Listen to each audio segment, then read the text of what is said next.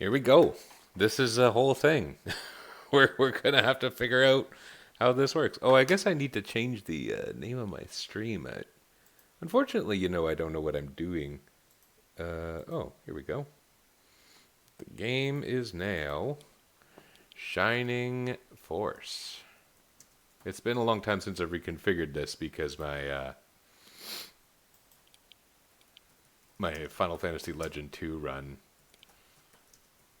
was, it was like a year or whatever.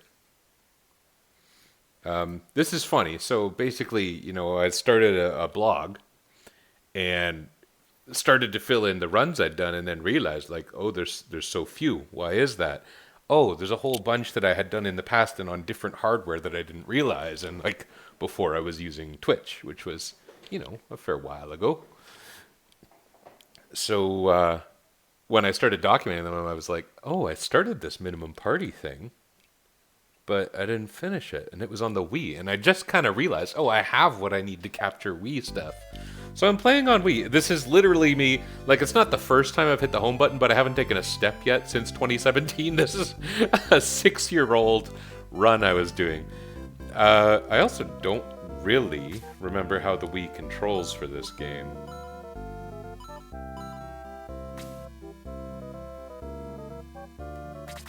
Oh, here we go. I think this game is basically a 2-button game. Okay, here's the church.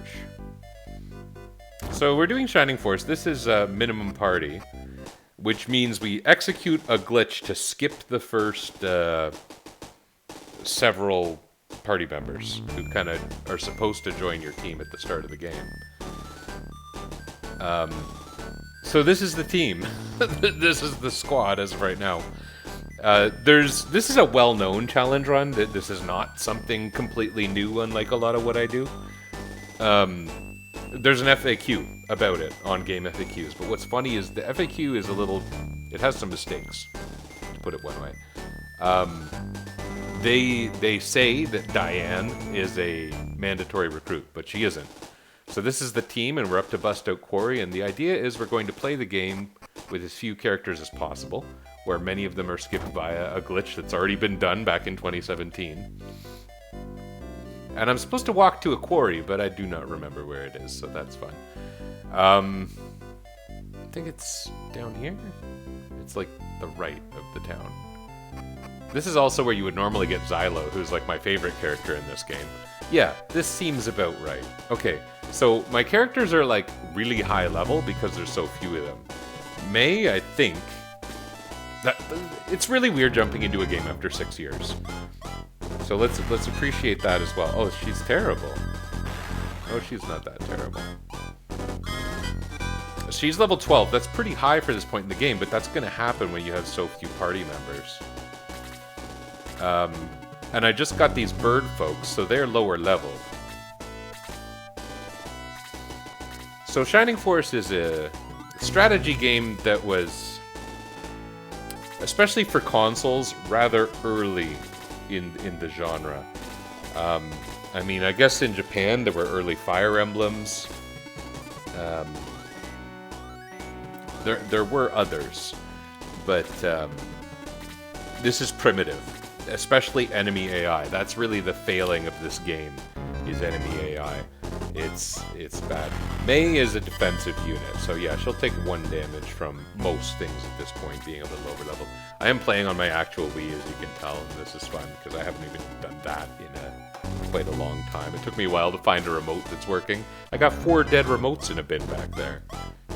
Nice ones. They got the Mario remote and the Luigi remote.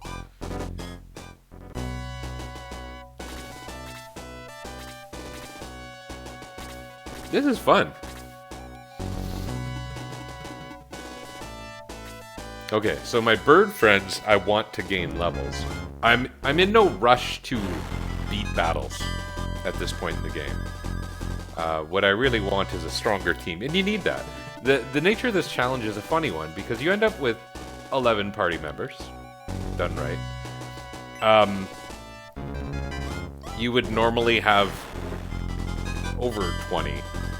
There's a lot of optional characters. Even by this point, you would have a full party, because I skipped Gong, Gort, the original 5 members, Anri, Arthur, Diane.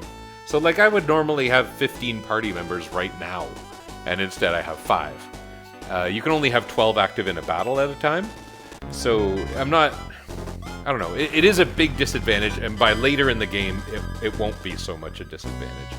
Although you still have pretty suboptimal units.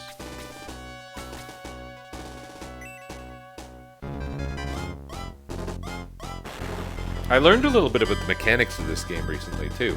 I learned about there's like a targeting priority that enemies have that explains why they go after the leader so much. It's all still quite primitive, but...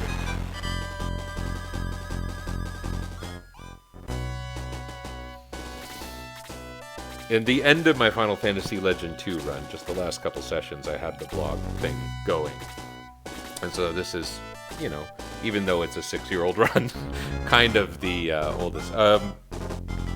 Kind of a thing where I'm glad that dodge happened because he would have got destroyed. I don't know how destroyed, I don't remember. It's been 6 years since I played this. I don't want to play the beginning again. The first battle, and I know this because of the blog, took me 9 tries. The first battle. And I didn't realize there was a place to save after executing the glitch. So I literally did the glitch to skip the recruiting of the forced party members. I did that 9 times. Okay, I want Bird Friend to take that one out. So I want my birds to gain more experience, and you gain more experience from kills than regular damage. Which we see in other games. You see that in Final Fantasy Tactics, which is considerably less primitive.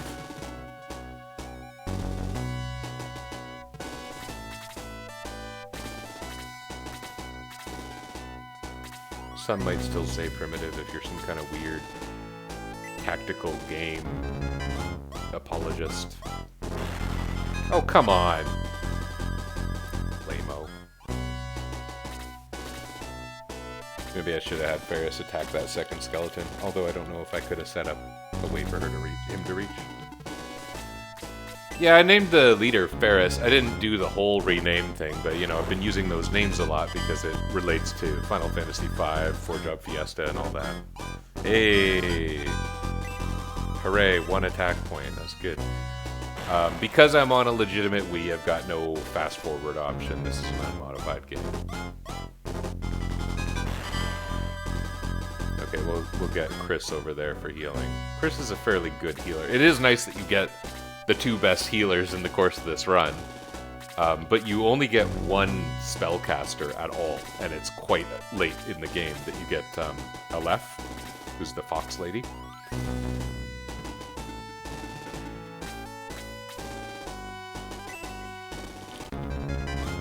So May is my fastest. And as high-level characters, we are naturally leveling rather slowly.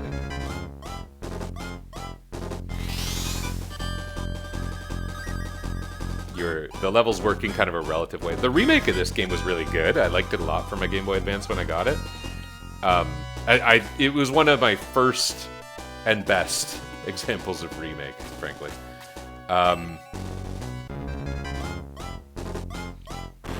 I bet you'd like to level up, my bird friend. Oh, there you go. Oh, she didn't level.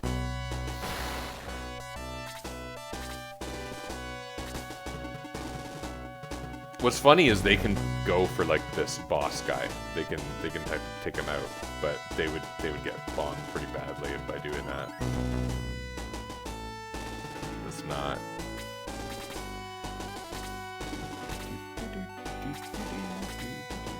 Yeah, the remake is cool.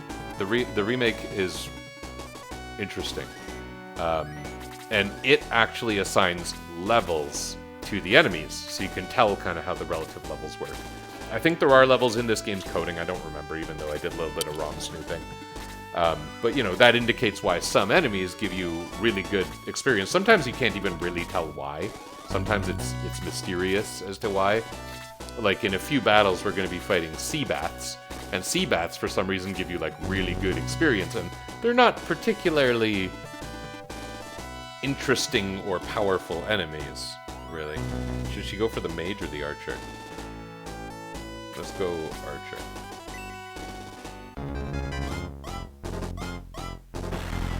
Ooh, that's real damage. See, the skeletons are defensive enemies, so...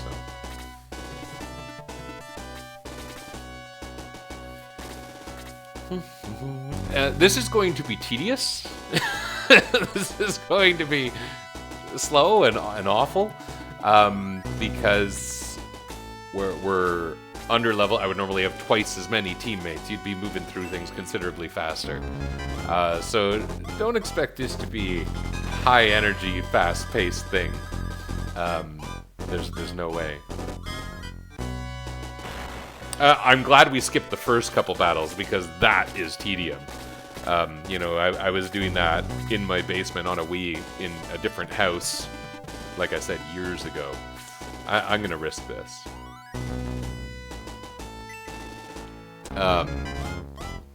Yeah, the first, two battles took many tries. Okay.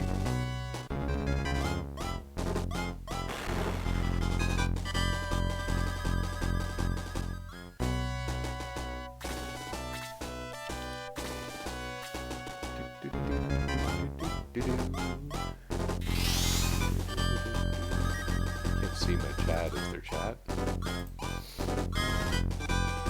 Where's my chat at? Do I have popped out chat? There we are.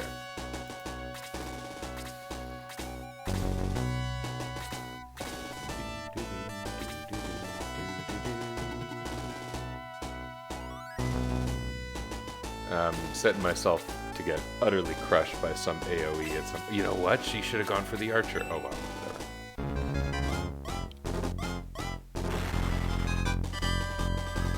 Good job, May. Good old May. You end up with 3 centaurs recruited in the minimum party. You get May, and in a few battles, just 2 battles, we get Pell. And then a couple battles later, you get Ernest. They do all feel pretty close to the same.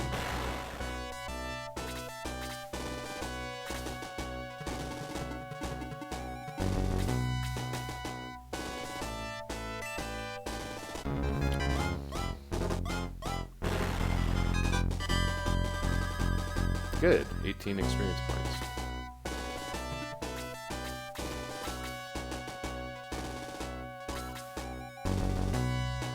I'm gonna have him attack the skeletons because they're more defensive and he can bring actual damage, as he just did. Because my bird friends, and Chris if she gets in there, are only going to be able to level up by attacking squishier enemies like mages and, I guess, archers. Oh, that lizard man is the actual boss. I kind of just realized. Oh, this is what happens. You leave your healer open and she gets sniped. Okay. Oh, no! Okay, healer's gone. That's how these things go, I guess. But you know what? We just keep at it. Every time you lose the battle, and we haven't lost yet, but every time you lose the battle, you're gaining experience, you're gaining resources. I don't think we're gonna win this one, but you know, we need the party to level up because we got less than half of an effective party here. We would normally have 2 mages. They would have some AoE spells. They could bypass the defense of the skeletons and things like that.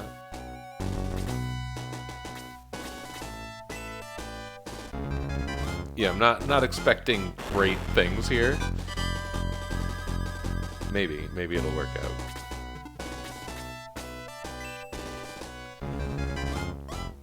How much damage can May do to a skeleton? She can beat it. Okay, that's nice.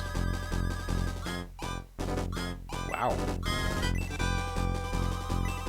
Good job. Oh, 2 speed, too. She was already my fastest unit.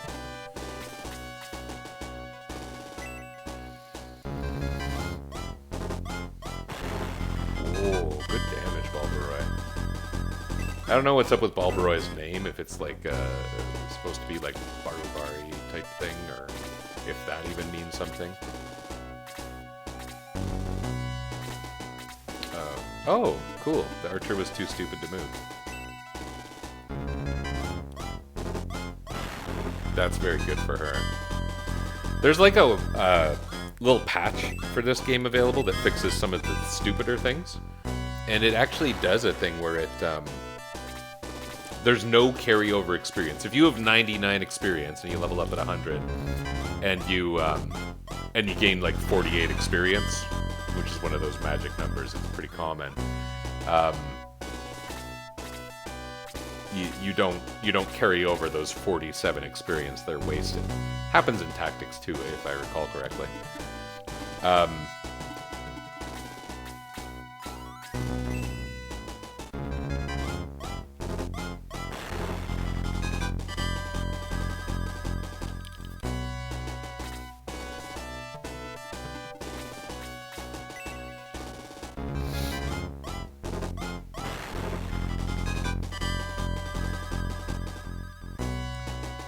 Anyway, that sucks. That sucks when you waste a huge amount of experience, especially because in this game you get a great big bonus based around whether you got a kill or not. And that, by the way, inherently favors warriors rather than healers. Healers, I have historically found healers hard to level in this game.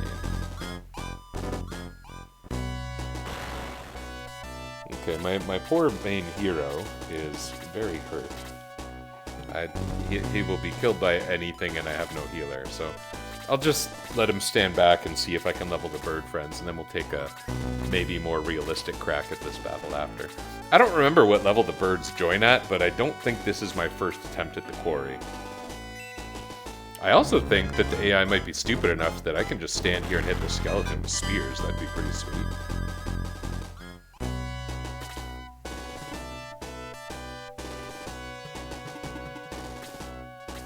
Although that might have triggered like a movement zone. Because again, the AI is primitive but not trivial. It's not like rote script. If the person steps on tile X, you execute action Y. It's not exactly that. But there's like thresholds in the map that start triggering enemy movement.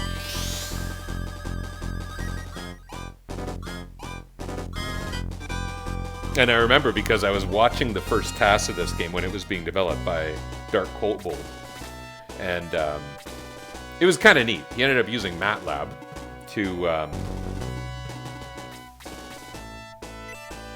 to minimize the cursor movement you see. Between everyone's actions, the cursor moves to that particular character, right?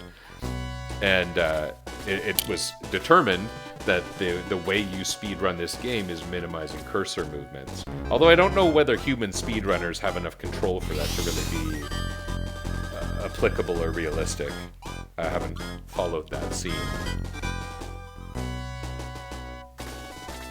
It used to be when I had as much discretionary time as I wanted. Question mark. That I really liked following tasks, and I contributed to that community, not by publishing anything, but with strategies and a few little analyses and things. And I rated a lot. At one point, I was the person with the most ratings on the site, and I was pretty close to rating every single task. And then basically, I met my kid's mother, and then that all went away. I say my kid's mother. She is my wife, but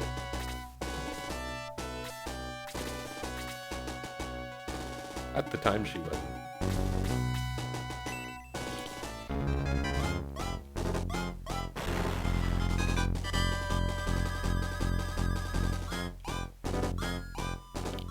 I'm getting lots of coins. Good for reviving Chris. Oh, and nice. The Dark Priest is standing between the skeleton and the bird friends. It's normally I drop the Sky Warriors, if that's what they're called, relatively early. Oh.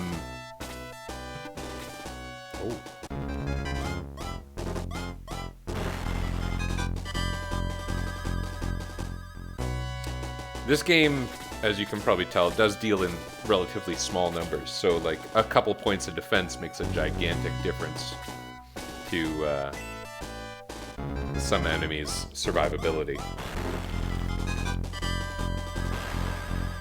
Oh, nice. I wonder if Hero can swoop in for the kill there.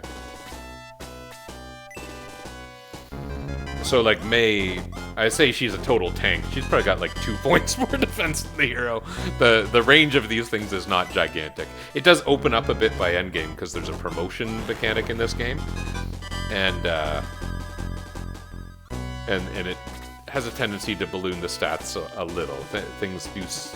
They don't scale super linearly when you factor in how promotions work.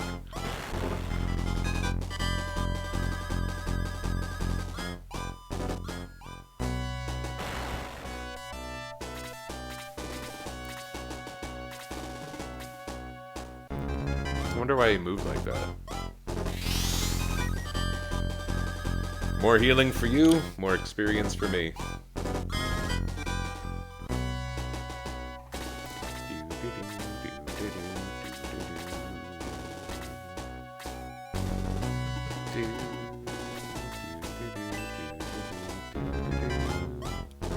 Can she one-shot one of these guys? Whoa! Close! I was not actually expecting that. With a double attack, she definitely would have.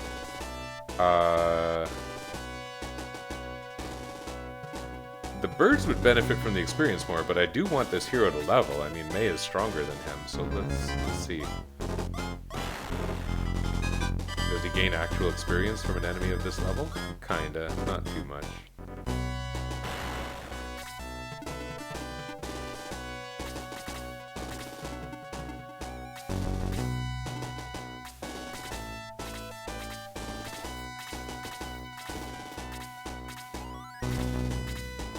Yeah, so the enemies don't really want to move until they're at a certain threshold, as I said. And I don't... I don't know how it's defined. I don't know if it's by crossing an X parallel. I don't think it is, because you can tell I got a circuitous route through this particular map, right?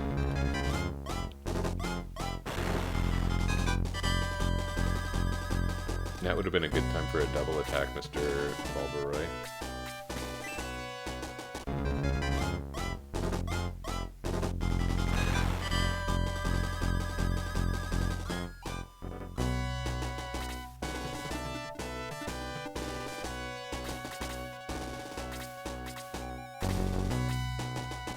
Uh-oh. Blaze level 2. Is that enough to kill him? No, not even close. Wow. Thought it might be. Oh, the skeleton's being stupid. That's great news for us.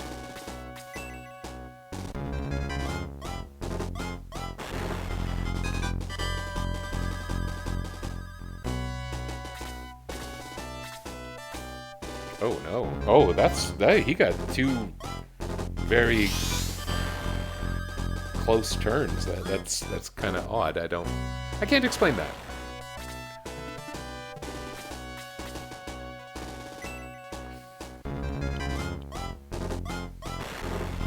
He won't get another turn like I'm there's some level of analysis going on here. Not something gigantic, but hey, that's a nice little level there. Sometimes you do get levels in this game that literally give you nothing, and the level itself isn't part of the game mechanics. So, like, it's literally an ineffective level. There's one character who's famous for it in the early game. It says, like, gained a level! Nothing. No stats. No impact on their combat ability. I wonder if my 3 surviving characters might be able to finish this if I approach things intelligently, but there's some question also as to whether that's a good idea.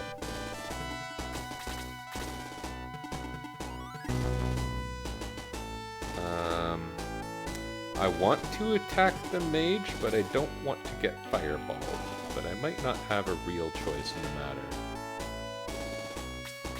Let's just go for it. Oh, it's a master mage. I didn't realize. Hey, that's great.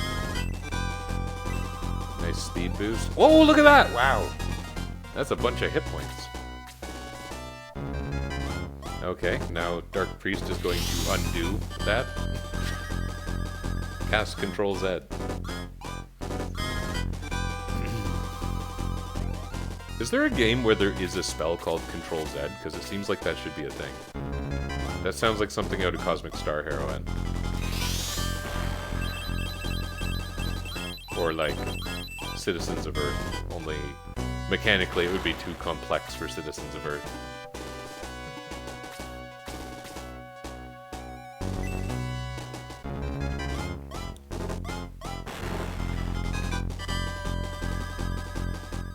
That's still good experience for level 13 May.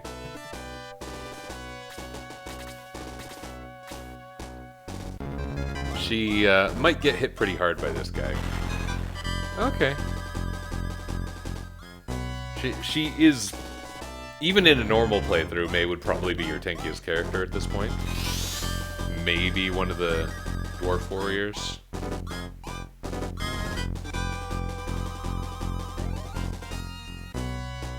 I have always found that that fairy stays on the screen much too long.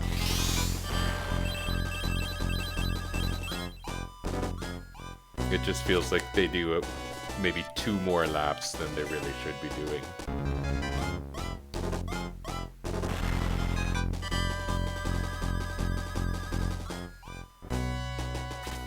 Like, that's good experience. Like, we can get close to level 14.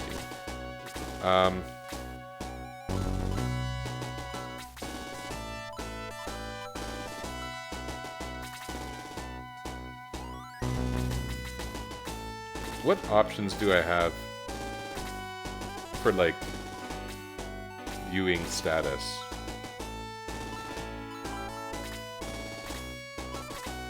What I want to know is how close is he to leveling. That might not be a thing. Because if he could swipe at this guy, and, like, he's gonna die if he gets hit. I guess I'm committed, whatever.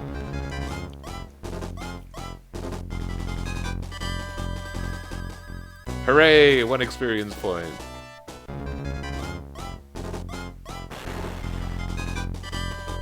Okay. Well, there you go. We saved the money on reviving May.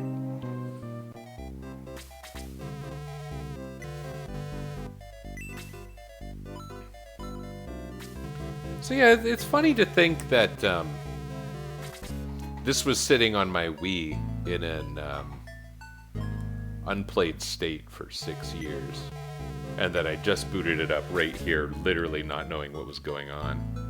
That's pretty amusing to me. I'm trying to think, are there games that I've, like, put down and picked up in a further span of time than that? That is an unusual thing.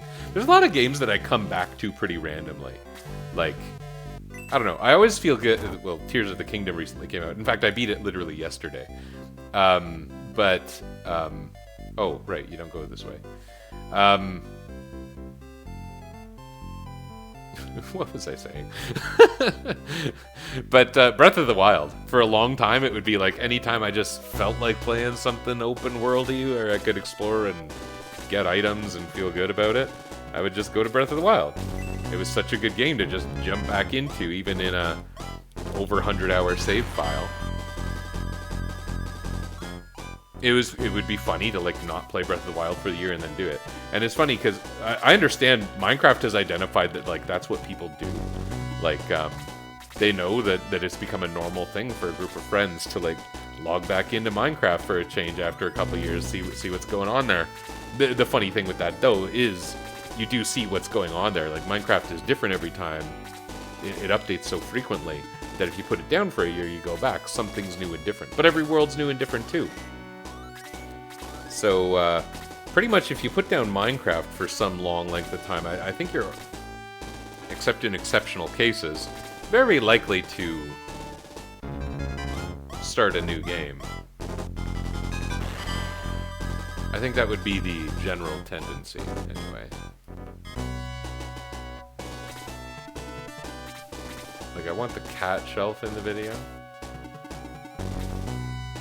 Cat shelf. There's no cats on the cat shelf. There's a cat next to me. Oh my goodness, what a terrible start. Oh no! Oh, wow. Jeez. Give him experience points for that, man.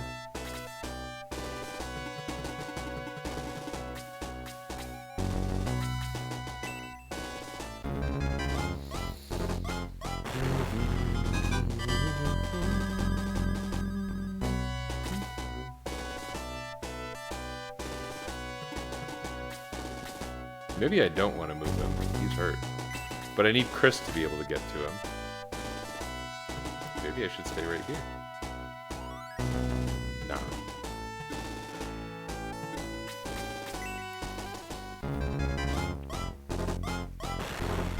Oh, you fierce beast of the sky.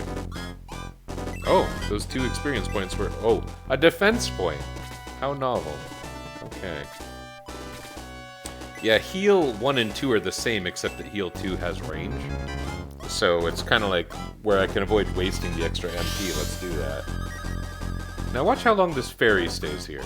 Oh, it really wasn't that long that time. Oh, I like... Oh, quick. That gives Chris a useful way to gain experience even when people don't really need healing. Which is great.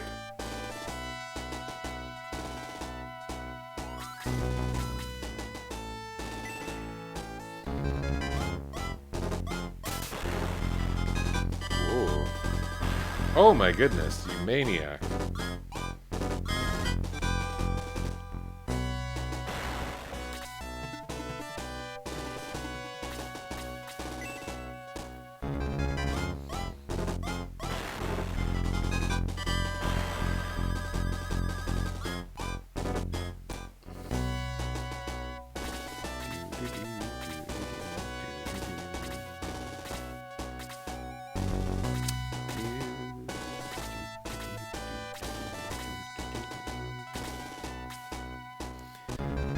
Attacking the leader of the Shining Force. Who actually gave them that name? Did they get that name in the ending? There's no real, like, reason for the name, is there?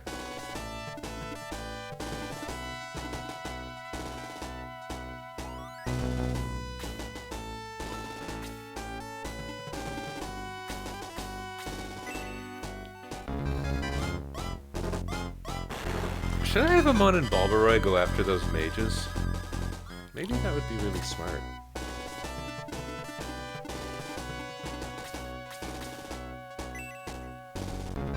Oh, that's the Master Mage. Oh, this isn't gonna go very well. I thought that was just the Master Mage's friend. Phil.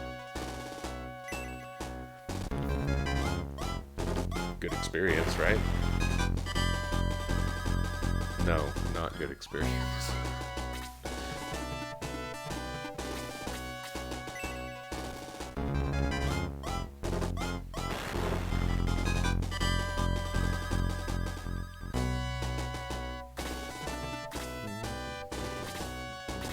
Is that Master Mage even going to react, or is it just going to move south?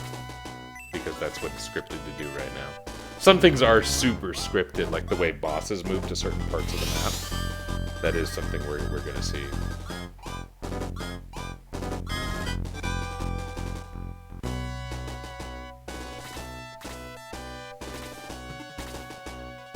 Is the Master Mage the boss, or is the Lizard Friend the boss?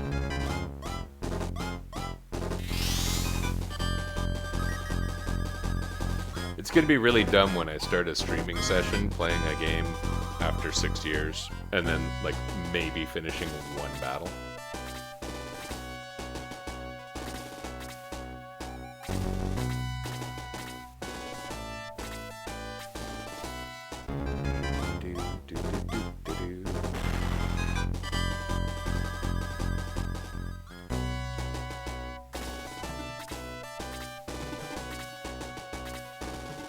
He's just walking away.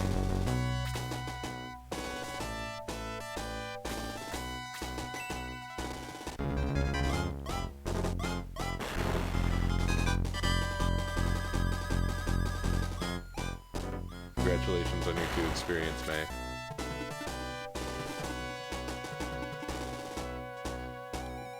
Maybe I should cast Quick on someone.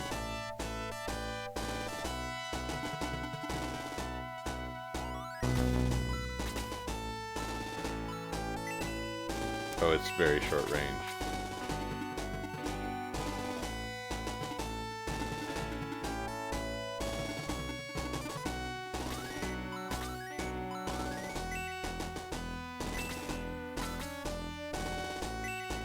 Let's try it, whatever.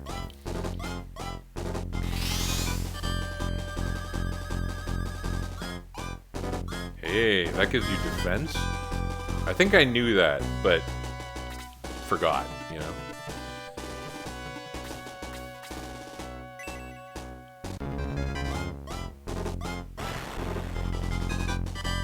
If Bulbaroy gets a turn before this guy, they're going to be able to cut it off, and it's going to be awesome.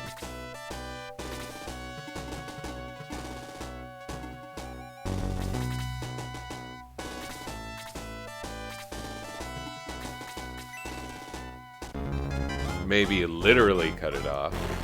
Yeah. No level? Aw, that's a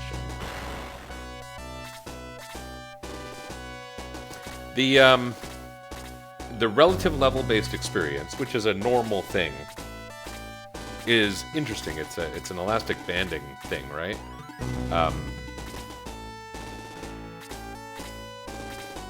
I am surprised that Bulbaroy and Emon, as not very effective party members yet, are keeping up well. I put him in a bit of a risk position without realizing it. I kind of wasn't paying attention to that mage. Let's see what we can do about that.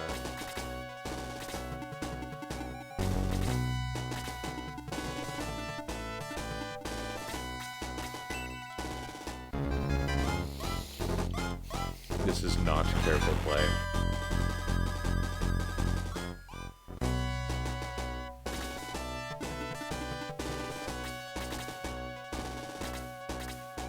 You play a strategy game, and then aren't strategic sometimes, you know? Is his cape flapping, like, extra fast because he's quick? I'm gonna have to have him back off.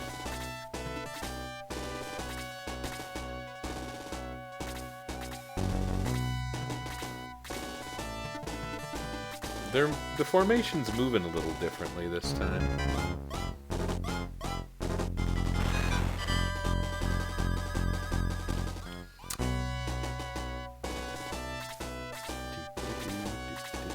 I like that I beat that healer. That's pretty cool.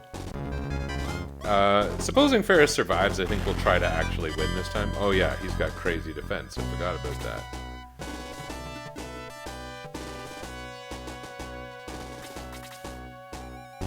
Oh, come on! That lasted like one turn.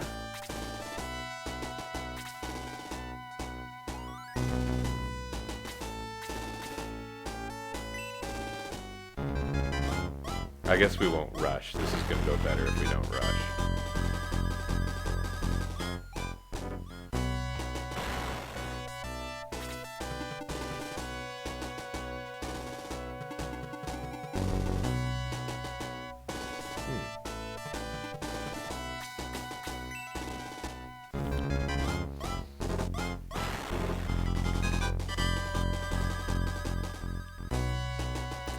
I don't know whether this is going to draw aggro or not, but it seems to me that having these bird prints from behind, especially if there's a chance that it doesn't attract any enemy attention, could be a really good path forward. Plus, it's probably the best way for them to gain experience, which is part of the goal here, so I think this is neat, if this works out.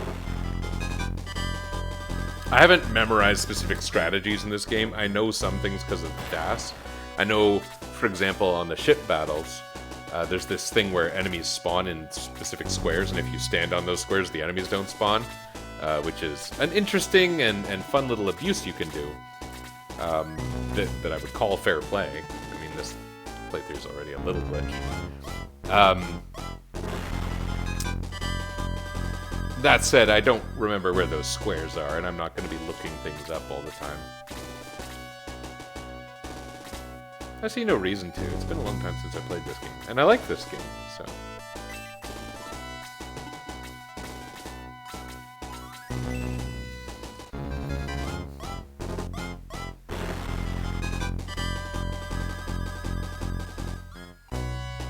Yeah, I never... It's really weird that I, like, saw Shining Force 2 and didn't fall in love with it. A lot of people talk about it, and it seems almost certainly like it's the, in any technical way, at least, the better game. I think that's pretty well agreed on. But there's some kind of soft spot I have for this game, for sure.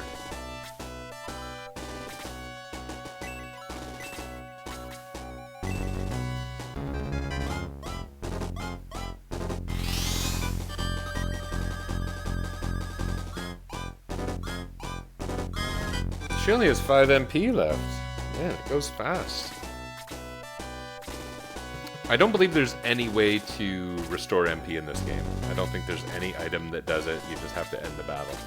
And there's only 30 battles in the game. It just feels like more.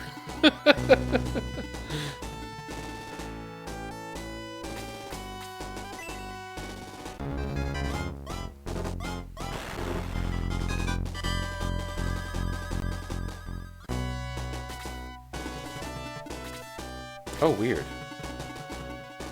Oh, huh.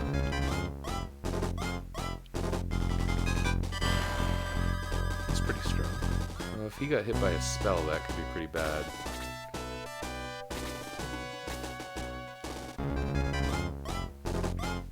Yeah, no, I think his cape was flapping extra fast because of the quick spell. Not a detail I had ever noticed before.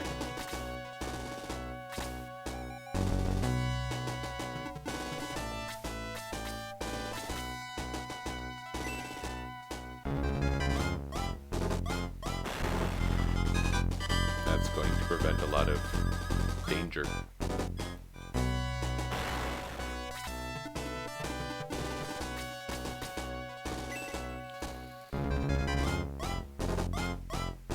Oh, Amon. Amon. Amon. Ammon. Ammon.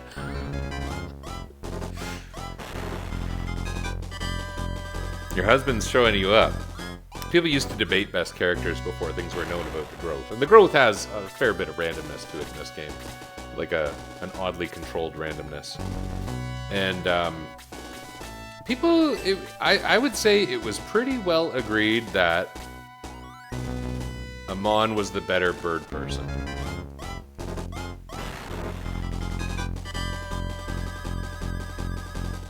I don't think there's very much difference at all.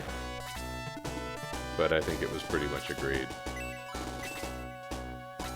So heal is 3. So that would be my last heal. This isn't going to be particularly effective, but I may as well do something. She's actually pretty... I think I have a power ring on her because it was hard to level Chris. Because of the low experience gained by healing and the limited MP pool. Makes it a little bit more challenging to level up healers, as I was saying earlier. So I'm pretty sure Chris is carrying my power ring. Ooh.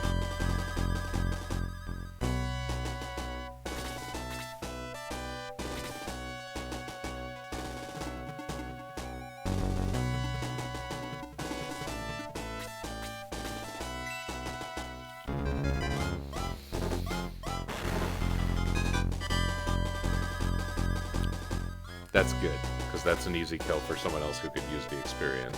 Maybe Chris.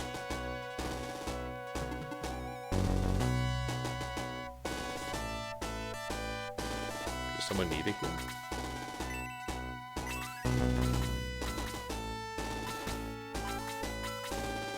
Yes. That's the end of the MP. You know, for something like this, you really could consider buying a lot more items to get through, especially seeing as I'm going to be repeating battles like crazy. I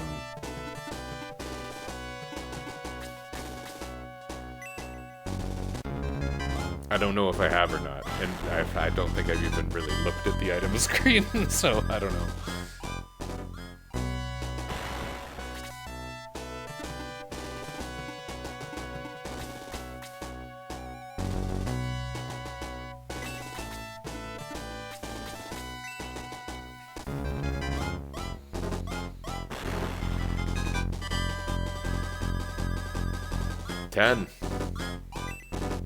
Oh, see, that was a fairly bad level.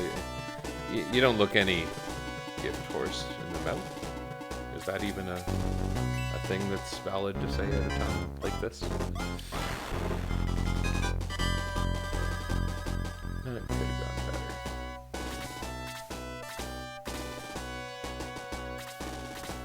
Yeah, I thought he would be stupid. Because archers can't attack the square immediately next to them. If you stand next to them, sometimes you don't get shot. Unless they're moving, in which case they can change their targeting priority. But in this case, I didn't think that archer was going to be attacking us. And I was right.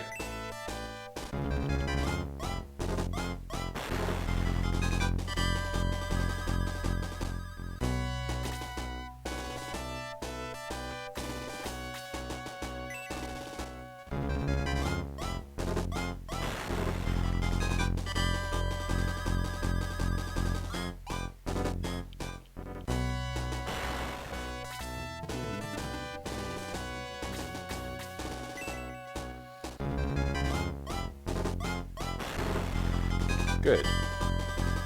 You should get 9. You get 9? Yay! Oh, that was not a fantastic level.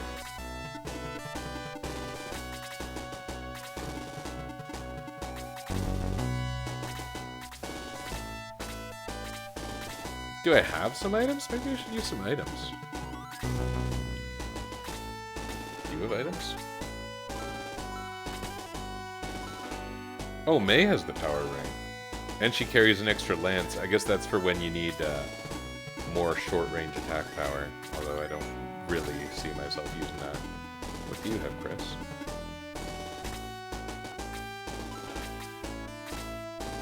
A healing seed? Oh, and a speed ring. So I could pull out one more heal with the healing seed.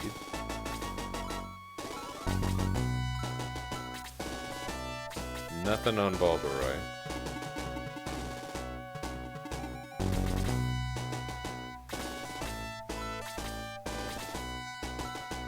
A defense potion. That's like a permanent boost.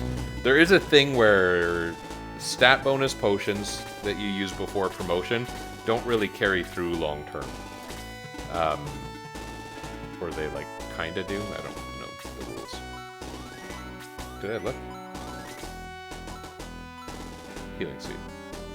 Maybe I should use one. Let's try. It's not like I'm going to be short on money.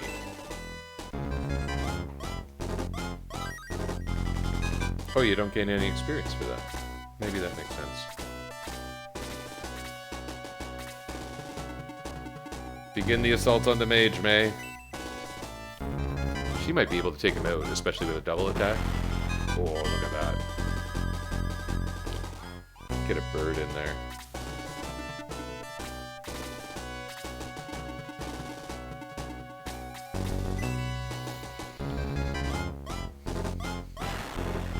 Nice. 170 coins is a good bit more than the cost to revive someone if someone dies. So I guess with regards to this minimum party playthrough, the economy is at least somewhat in my favor.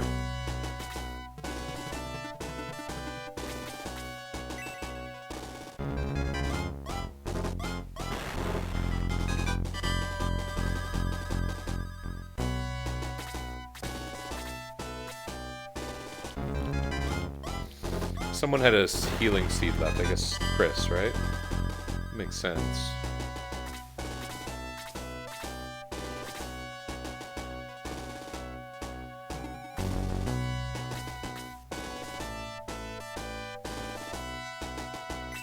Are you able to change equip, like, on a turn?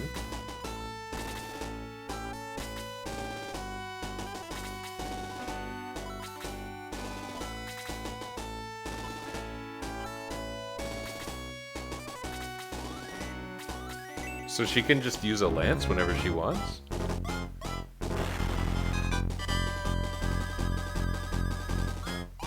That's pretty sweet. I don't know if I was like aware of that.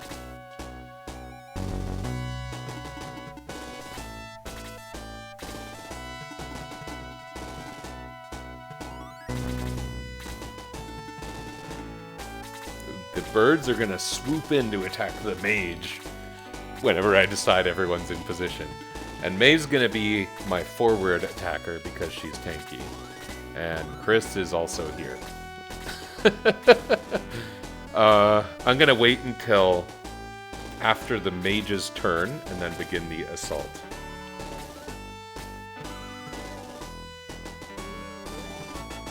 I'll put him here because I don't think the skeleton's coming. Okay. No! Oh no! So I forgot she had a lance on and the default option was stay. Okay, I did something foolish. Although I kind of wonder, is she going to get attacked at all? Let's just go for it. It's fine.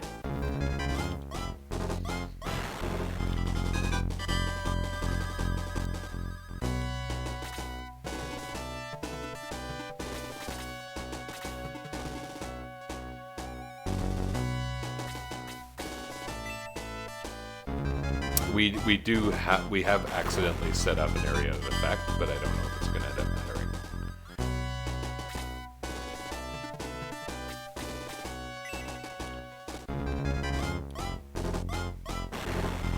Whoa.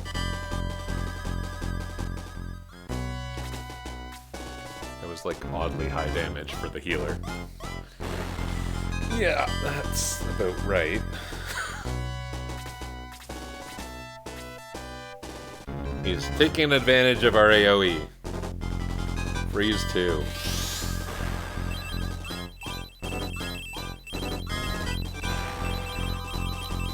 Can't take a whole lot of those.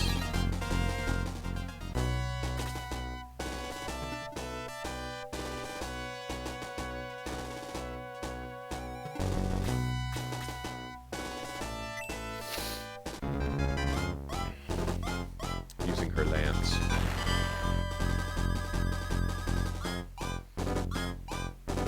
I don't know if I need to defeat every enemy here. I think I probably just need to go for the mage. But I did that. A little bit stalling and a little bit out of uncertainty.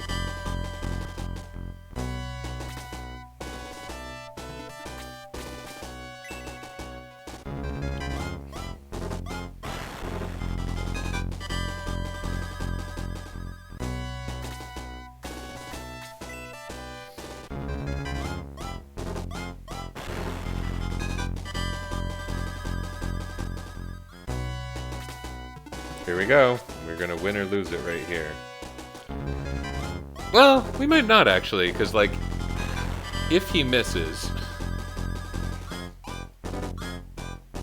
the thought there was like, he could AoE us, and then it would be just the birds against the skeleton. And that would be a questionable fight, you know? Was there a chest out here? Boy, the exploration in this game is weird. It's not really a significant consideration, you know?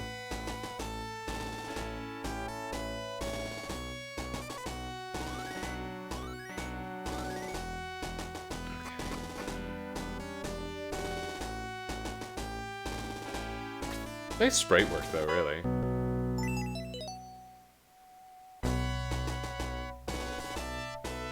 You know, I might have been further ahead to not get that, because I'm not getting Xylo anyway.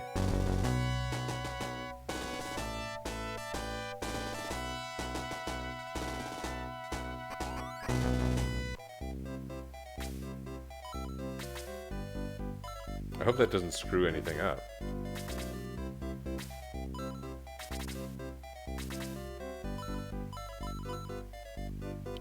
Oh, it didn't do anything. I shouldn't have got it.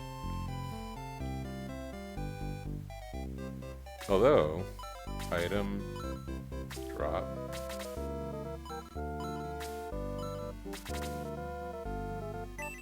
Oh, that's funny. Huh. Where's the store? Buy some items. Everyone survived.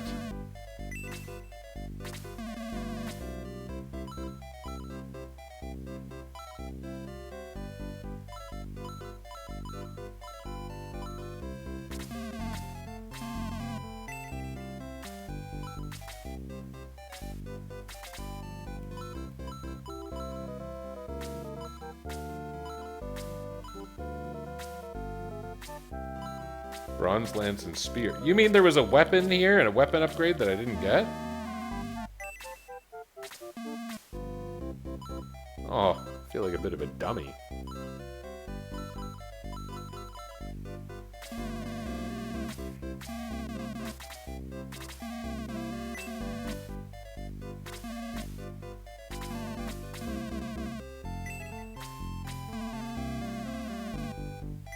There's a funny thing in this game.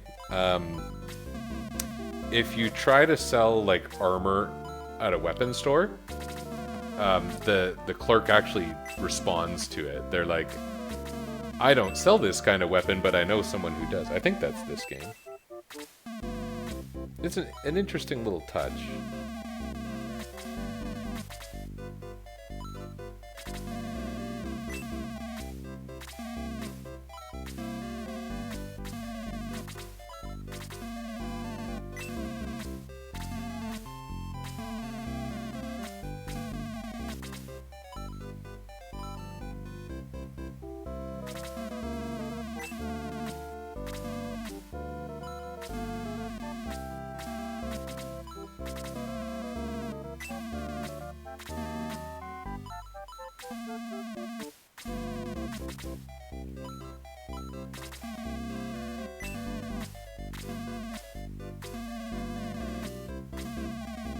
Do you like these sound effects? These menuing sounds?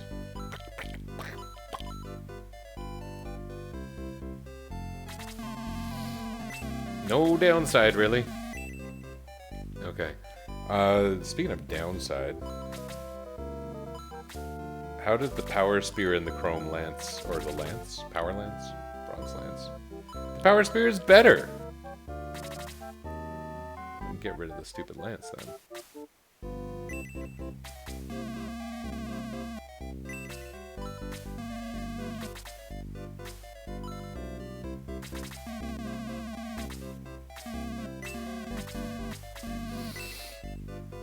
Yeah, having a good spear is nice. Saving is really only for progress checking here because, and even that, you know, because I'm on the Wii, it has a way of saving state in an automatic way, no actual save states. But you don't really lose very much by, oops.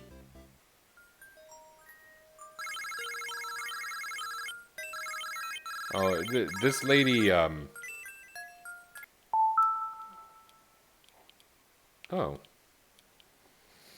I had trouble getting my sensor bar to work earlier.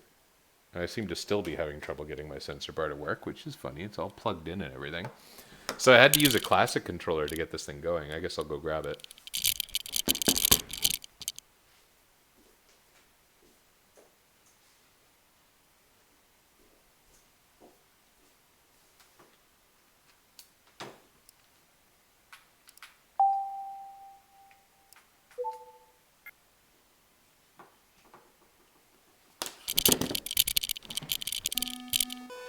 Whoops. Yeah. 1993. Nice 30-year-old game.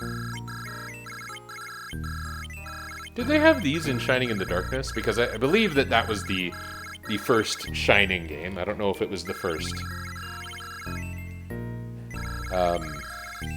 Camelot software planning game. But I believe this is the second Shining game.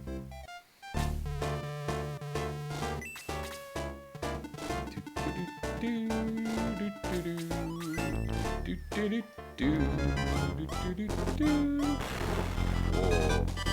Nice spear, May.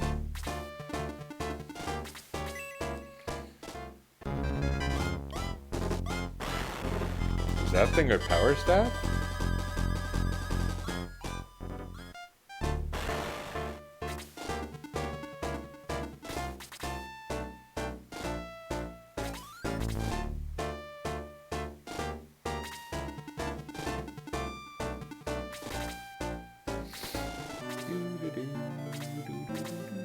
This is one of those maps where movement matters a lot because most units have trouble moving in forest.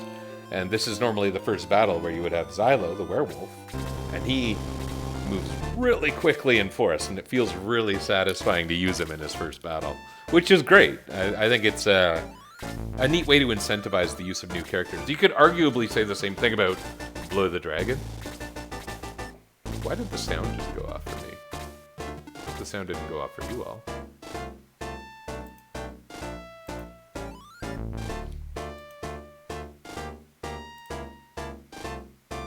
This is me checking settings now.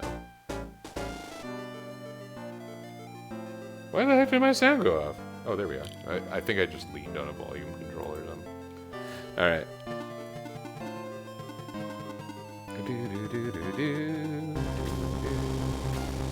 And centaurs have great movement, but it's awful when it's affected by terrain. Wow. So May is, in this grassy patch, she's doing all right. But once we get into the trees and everything, she's not gonna be performing the way she normally does.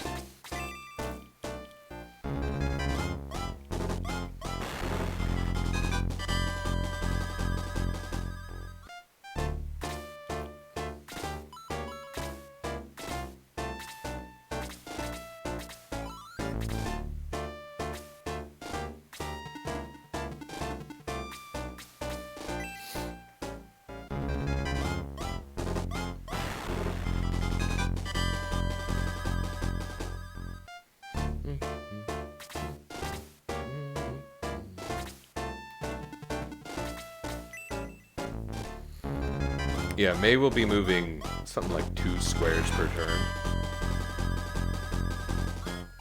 It's not going to be great. Thankfully, she has a bit of range. That might save her a bit. And the Pegasus Knights are, dangerous. Because they aren't affected by terrain. In the next map, there's cliffs, and there's... I don't know if it's water, but there's spaces between the cliffs. And,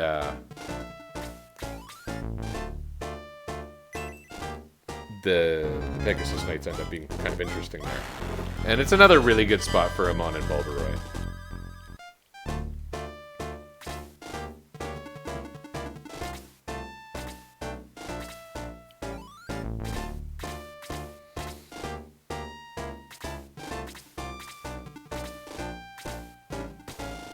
Oh.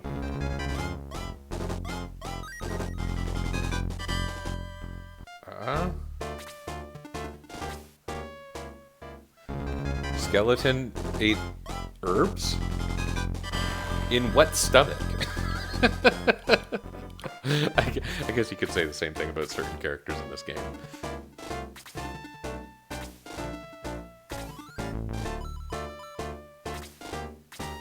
Balderoy's at 10. I do kind of worry about that. I don't think we're going to do this one on our first try.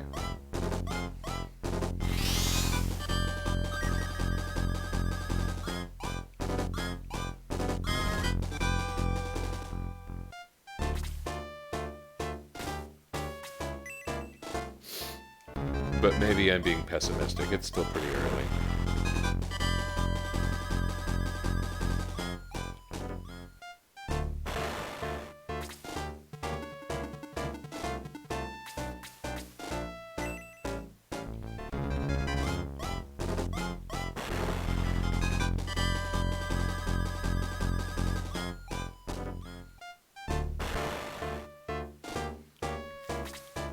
There's not that many enemies.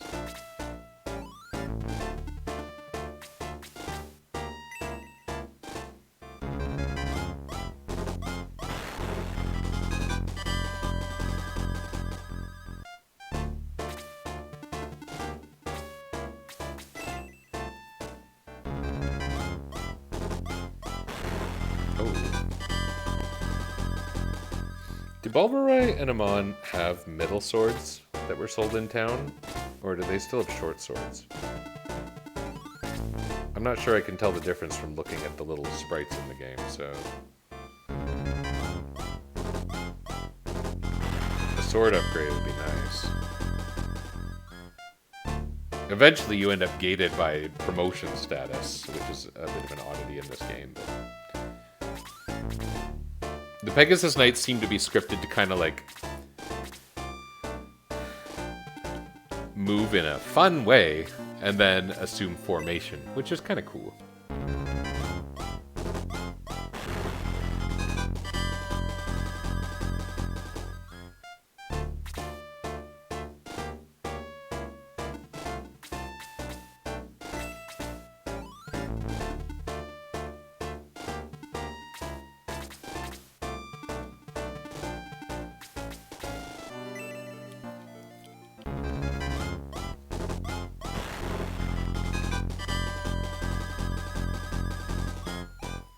Only 17 experience from that.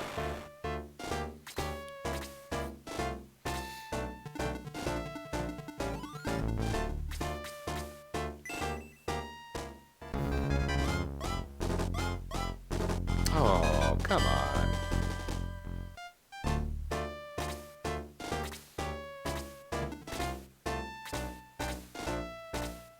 At least the enemies are doing stupid movement. This priest might not even notice that the bird person is there.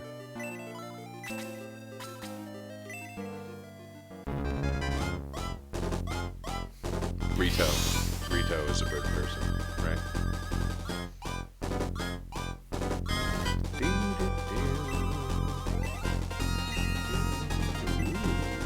Pretty good level. Just healing the lizard. Oh yeah. May did so much damage to this guy. I got pretty good positioning right here, because we're not being attacked. I might not want to mess with it too much.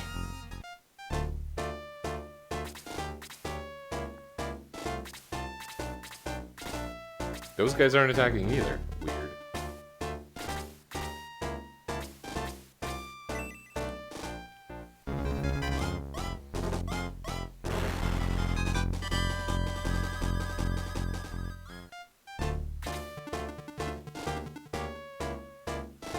Should I go for it? I think I should.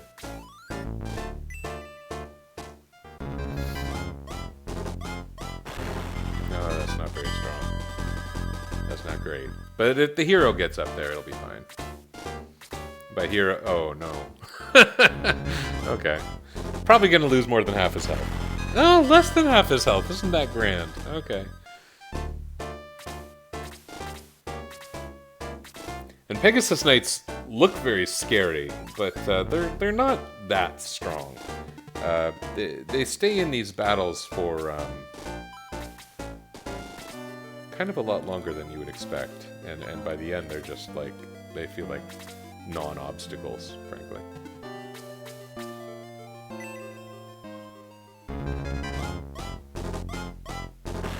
Oh, hey! Good job. Hey, level 10. Okay. Okay.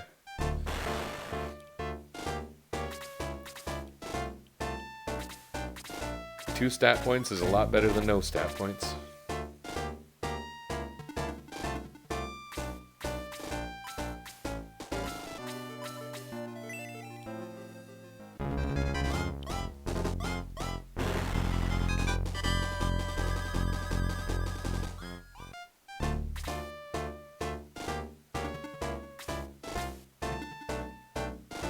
Do I want to heal Bulbaroy or no? I'm thinking no.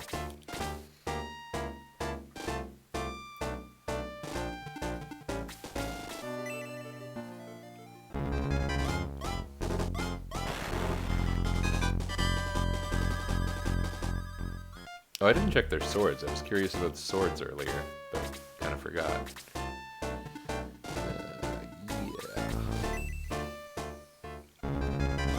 This is a little bit of a waste, but I want my birds to go after the squishier caster. And still want Ferris to gain some experience. I hope he can do this. This is a maybe. Yeah, okay. 9 points.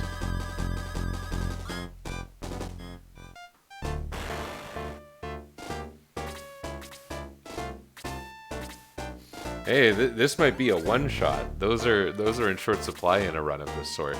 It does get easier. I mean, after the next battle, we get Pell. There's nothing special about Pell. He's an okay member. Some people really like Pell. But, you know, it's just welcome to have another person on our small team.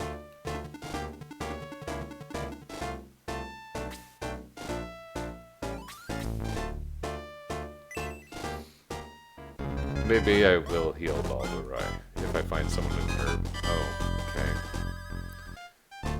Dodges are so random in this game.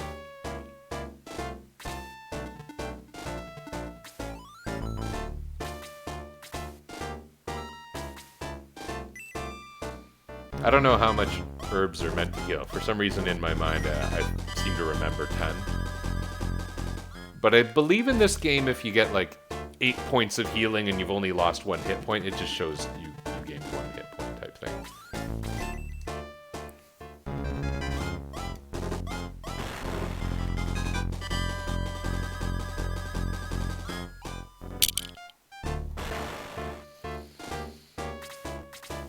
Yeah, this is a good battle for bird people. The next battle is a good battle for bird people. And then I often find in normal playthroughs that I kind of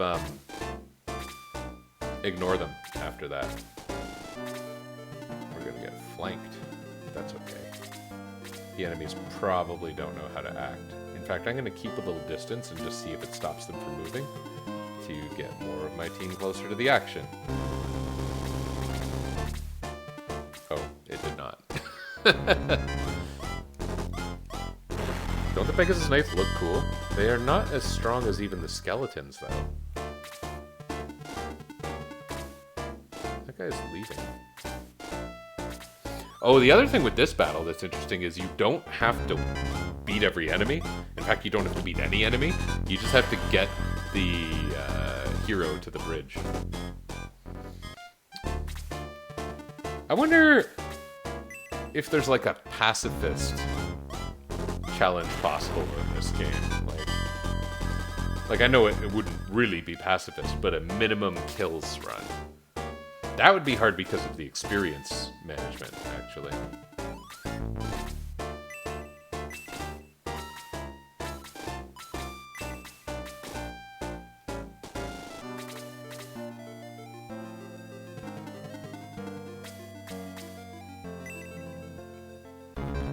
How are these guys defensively?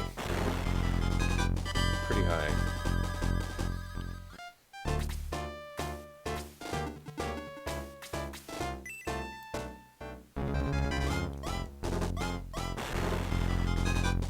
Well done, May. She says their high defense is no match for me. Level 14. Attack 4! Holy crap! She is a thing. What's the really positive word I'm looking for? Beast? Beast doesn't sound right. I mean, she's my tank, but with the new spear and then the 4 attack points, she's going to be amazing on offense and defense. You never thought that such an ordinary mandatory character would be so dominant in these battles, right? I wouldn't have thought.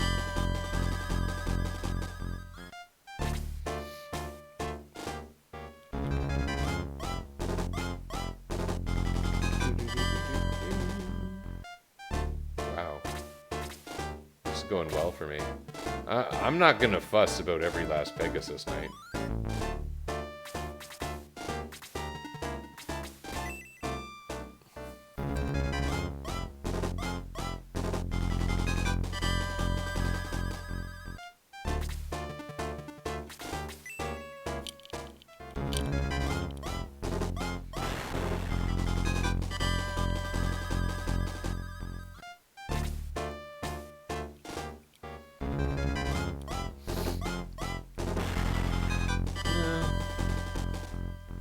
not as scary as a lot of other things I've seen. Are you coming?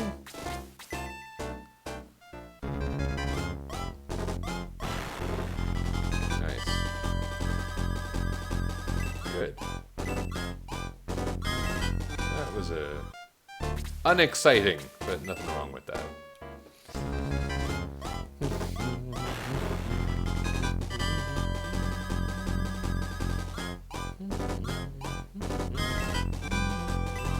Polaroid's doing great. 2 attack points is nice.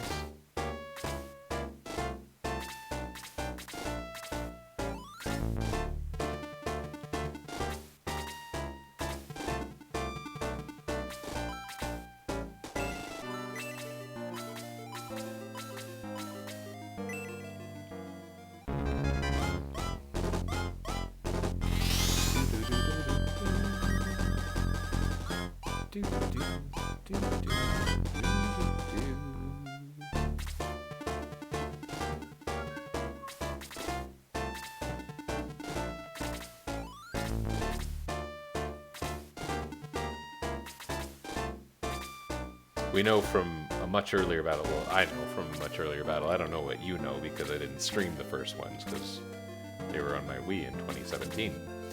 But, but when the party has to cross mountains, it gets really, really slow. Oh, sneaking up on us now.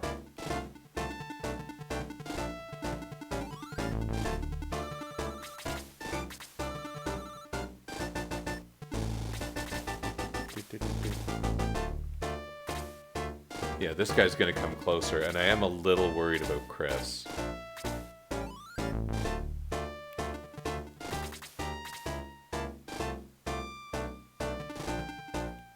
Should I stall and beat the Pegasus Knights? Maybe I should.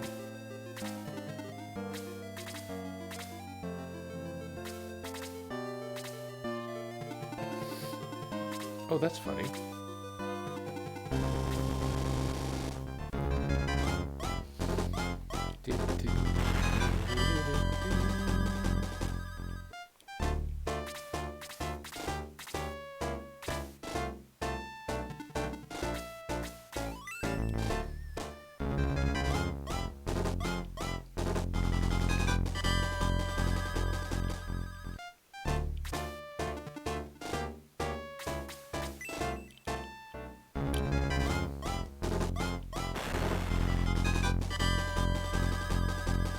Hey, leaving an enemy with 1 hit point creates an excellent opportunity for someone who doesn't have quite your chutzpah, eh? Maybe chutzpah is the word I was looking for earlier. May, you're a total chutzpah. Chutzpah. I know that that's not a thing people say. And hopefully it's not culturally appropriating.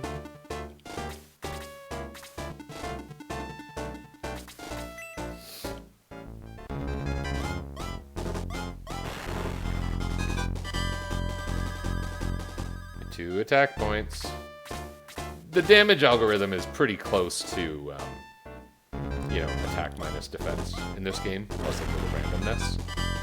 But then there's things like criticals, double attacks, counters, evasion. There's little hunks of randomness that do add some interest, I suppose. Although you end up, this playthrough is interesting in that it is possible, and that you get to experience the game using characters who normally don't have a chance to shine.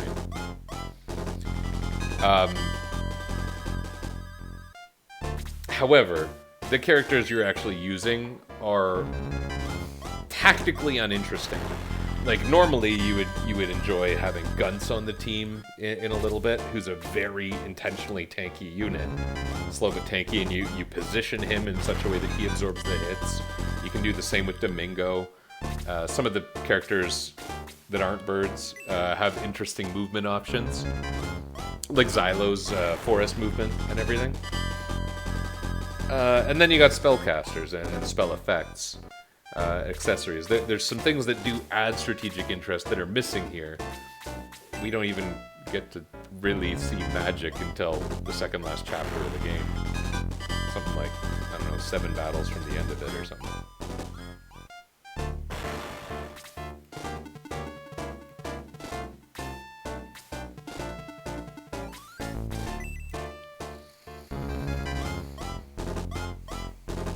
Oh, come on. Yeah, there's no accuracy stat. The evasion chance is just literally an evasion chance. I don't want him to get too close to that lizard guy.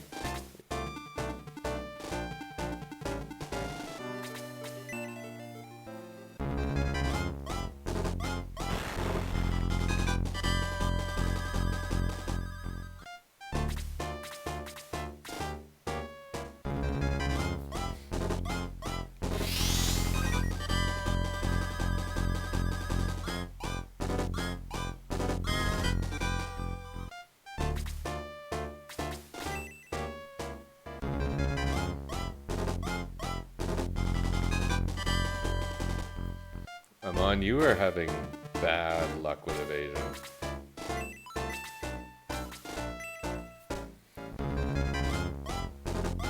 If the party leader's gonna fight a lizard man, I want to make sure he can survive if like a double attack comes through or something. I do know from how I recorded this back in 2017 that I had a few where it was like, I'm gonna just go for this extra hit right at the end. Bam, you get critical by the last enemy on the screen or whatever. Stupid things happen.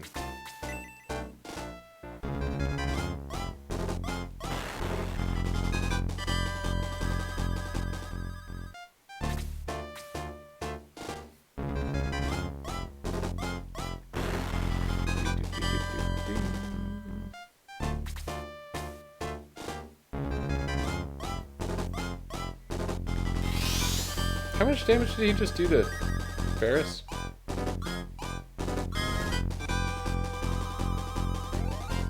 Fairy, whose team are you on?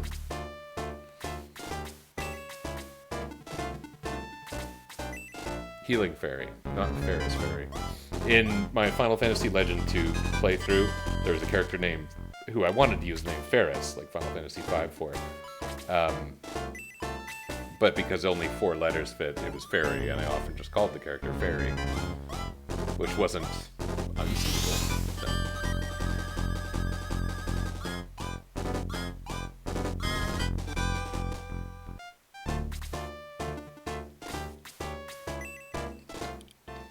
Here comes May the Destroyer. Oh my goodness. A regular hit even. Holy crap, May. You're a monster. And I didn't want to say beast earlier.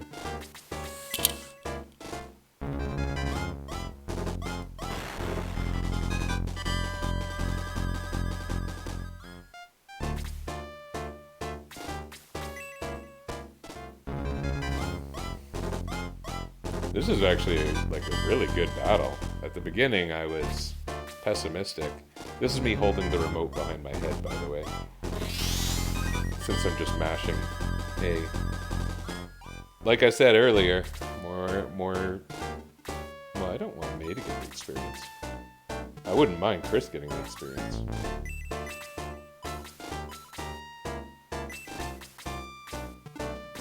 I like the rollback that you have in this game. The ability to retract your movement if your action doesn't pan out. That's a thing that, you know, some games miss. Final Fantasy Tactics partly does it. Once you commit to a movement, you commit, but you can take back movement as well. Other games aren't so forgiving.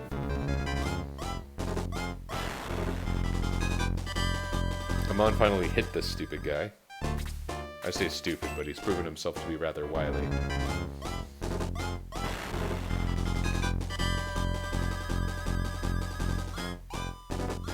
Good job, team. Yes, we are worried about the laser eye. Middle sword, okay. So that's their best equip option for right now. I think that changes soon. Here we are, next battle, the laser eye. This is one of the most interesting battles in this game. First there's Pell, and he gets knocked off a cliff, but he gets better.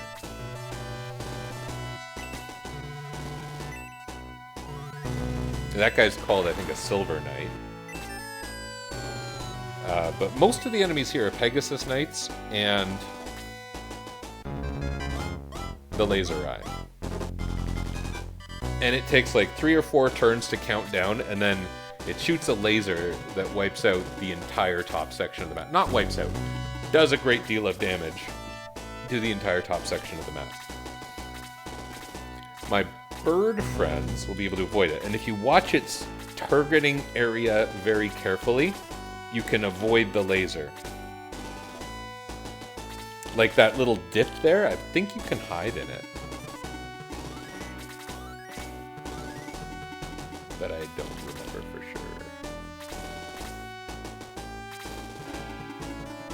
Oh, you walking right up to May? What are you gonna do? 1 damage to her? Oh. Oh!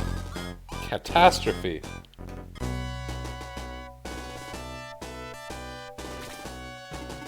Silver Knight. There's a couple Silver Knights here. I want to see the Laser Eye's targeting area. I need to know that. Bulbaroy's getting his first turn now. Okay, so the bottom area is safe. The top is not.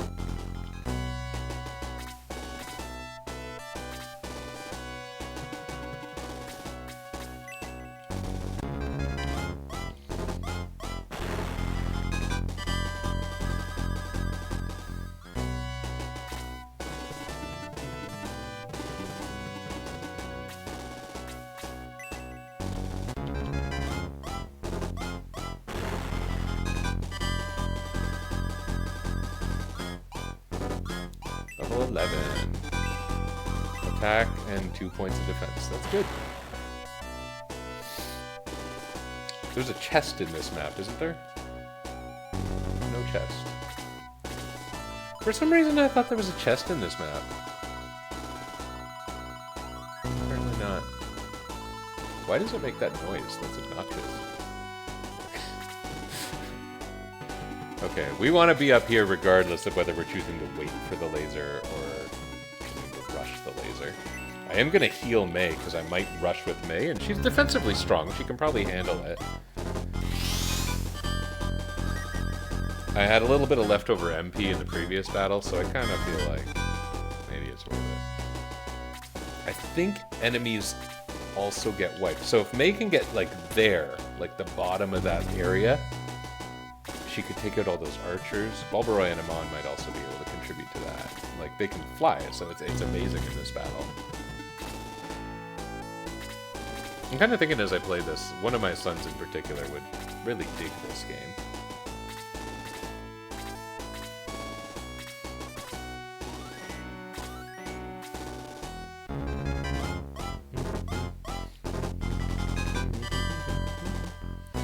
Four, three, two, one. Fire. So May's got a couple turns. She can do this. I think I gave her a healing item or 2. I think we're going to let May run in there, and I think all the other non-birds are just going to wait, which means Chris and Ferris.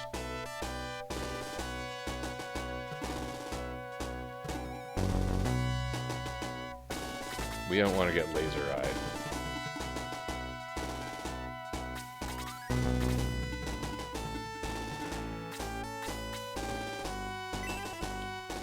This may be a mistake, but I have a couple healing items, so I'm not too worried. Like, Bulbaroy is likely to get targeted by at least 2, maybe 3 archers.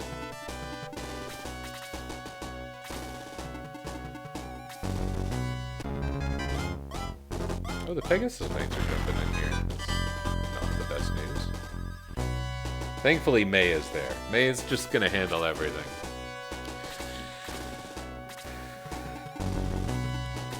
Oh my goodness.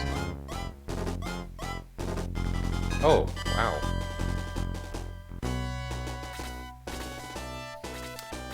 Bulbaroy and Amon, when they're promoted, your sprite changes and everything when you're promoted. And their attack animation, in my opinion, is really cool. I remember that pretty distinctly. Oh, they moved out of the targeting area.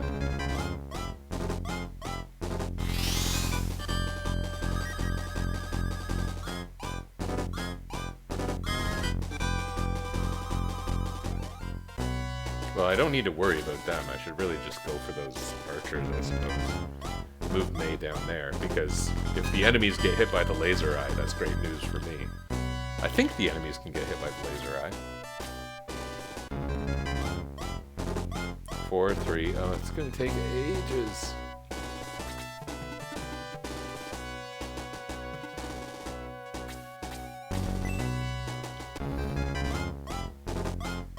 Destroyed! I knew that was gonna happen.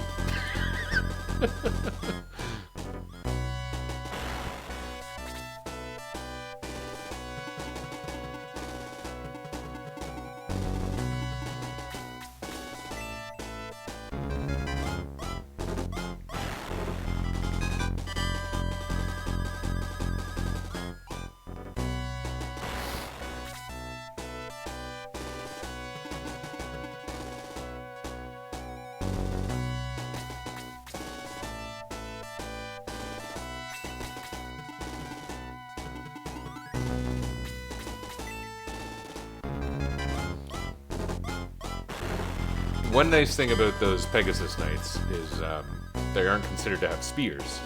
So despite my knights regularly attacking at range, they do not.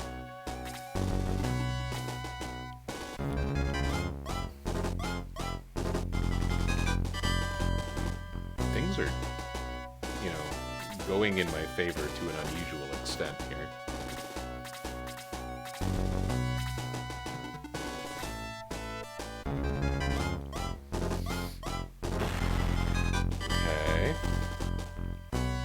Can handle that.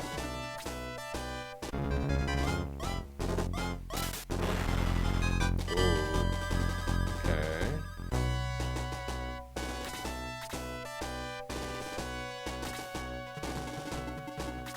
Oh.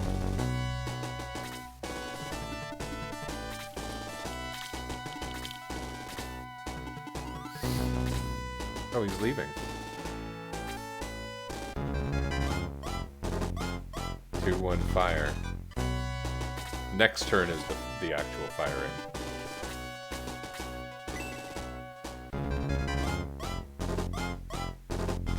Oh!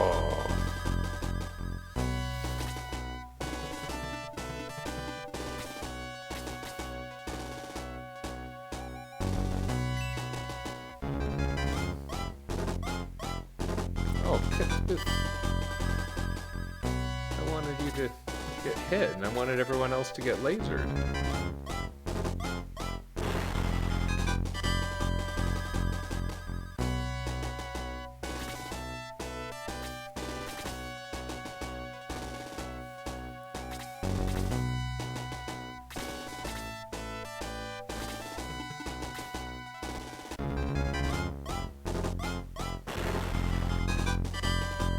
Probably gonna kill that.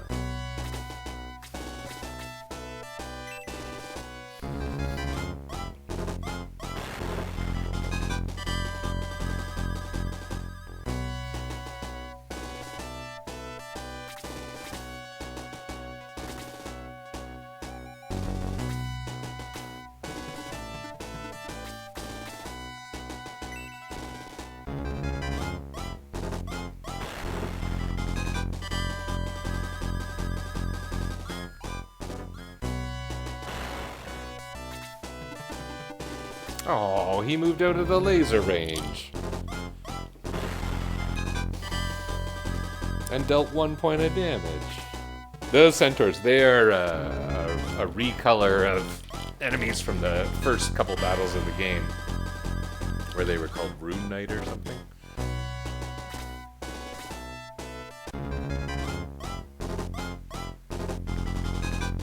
It is funny having a run like this with no beginning. There was a beginning. I wrote about it. You can find it if you want it. But, yeah, a little bit odd here. Here's the fire. Okay. Hits the Dark Priest. And then we just gotta clean up. Killed one lizard man. Hurt another lizard man. That's it. Only hit enemies, so I mean that's good, but it didn't have some dramatic effect.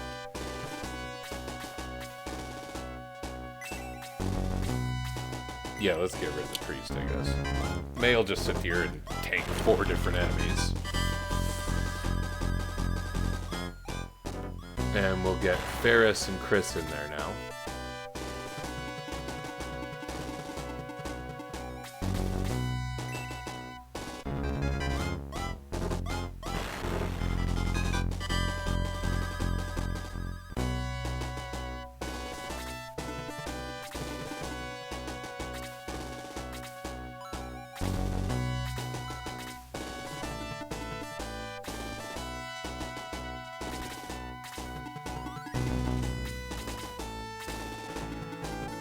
Oh, interesting.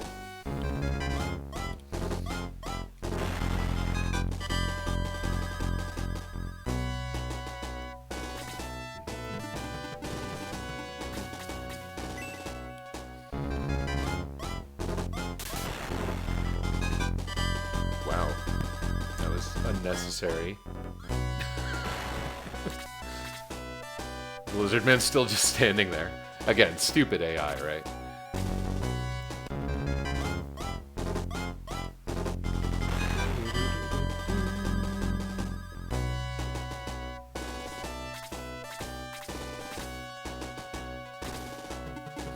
So, between the second shot of the laser eye, we're probably going to have Chris and Ferris sitting in the little niche there.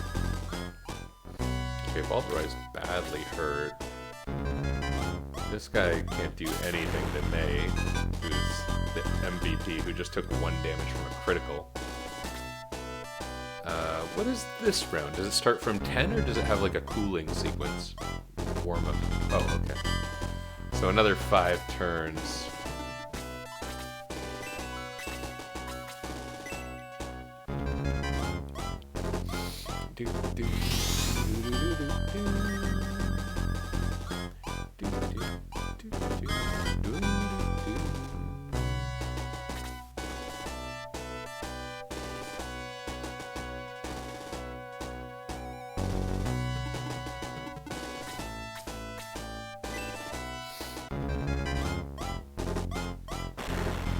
Oh.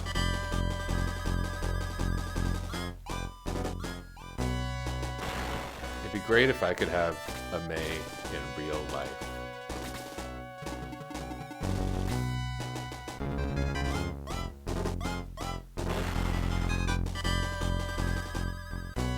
Disclaimer, I do not find horses attractive.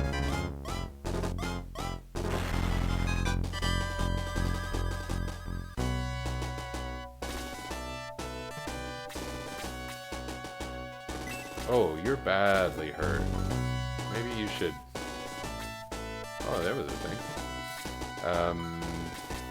I did just buy all those healing items. This seems necessary. This seems like a good idea.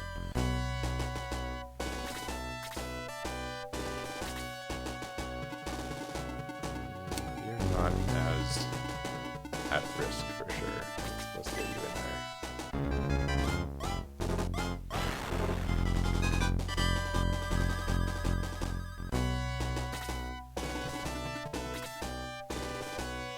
Dumb.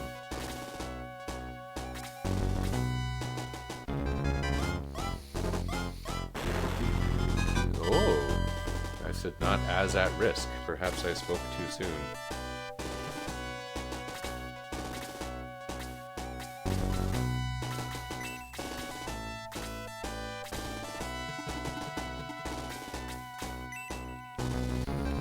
I think I might want May's help taking out this Silver Knight.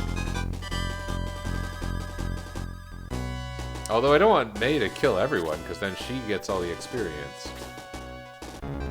Oh, see, it went for him because he's got the highest targeting priority. That's funny.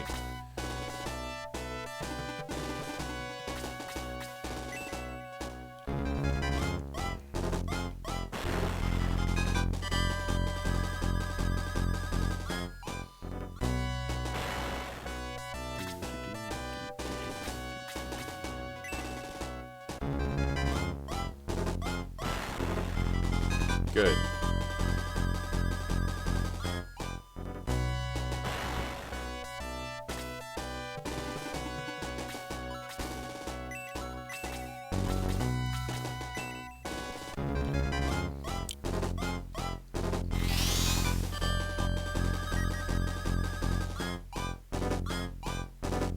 I said that thing about the fairy does too many circles earlier.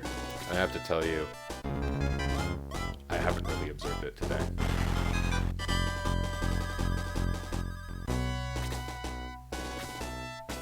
Maybe I was just saying random crazy things.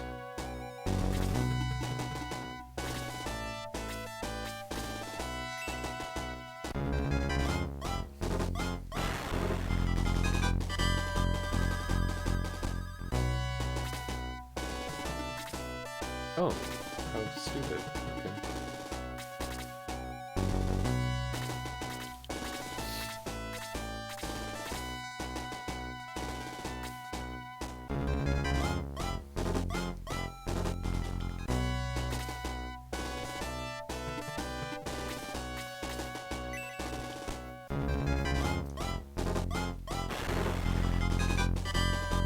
Oh, she's amazing.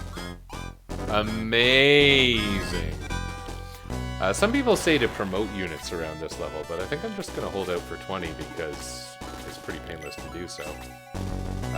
Your characters lose some proportion of all of their stats when they promote, and in exchange they have much better growth potential when they're promoted.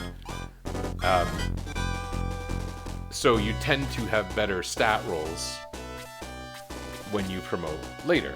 And that's a big thing in this game, is like if you want to power game this game, you could do a stupid save scumming thing with every level up. But the better thing to do is promote your characters as late as possible. And it happens that your unpromoted levels cap at 20, but you can promote as early as 10.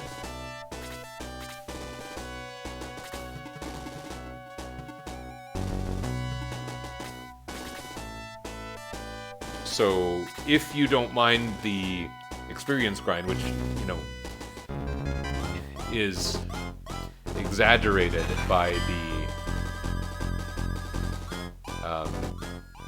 the rubber banding I talked about earlier, like if you're fighting low-level enemies relative to yourself, you don't gain very much experience. So what you'll find is getting to 20 takes ages, and then once you get to 20, the last little bit goes extremely quickly.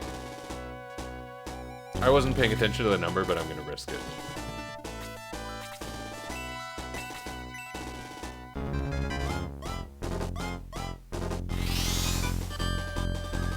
Again, I'm on needed quite a bit of healing there, but heal 1 and heal 2 in this game are literally the same, except for the range.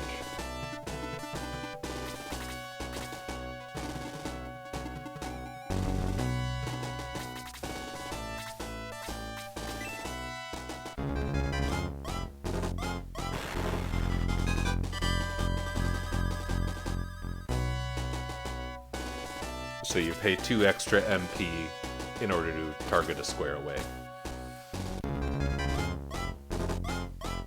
Which isn't a terrible thing. I'm not saying that's some kind of rip-off. Strategically, it's really valuable. In fact, I think it was an interesting decision on the developer's part, not making it like an obvious linear upgrade. Oh, okay.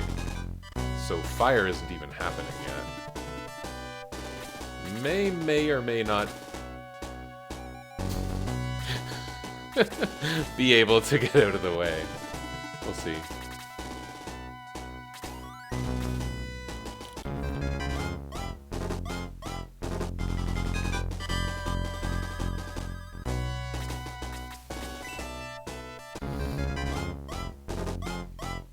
Oh.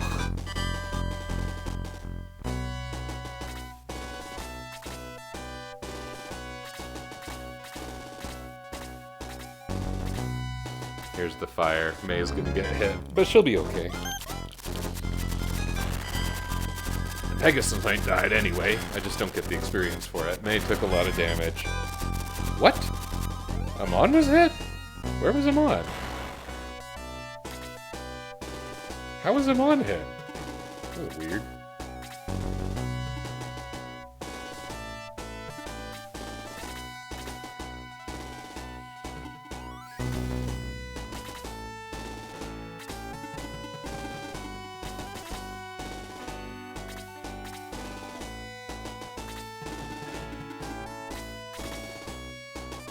I don't know if you have to beat the Laser Eye or the Silver Knight to end the battle, or maybe everyone. I do not remember. The Laser Eye is a very low threat right now, though.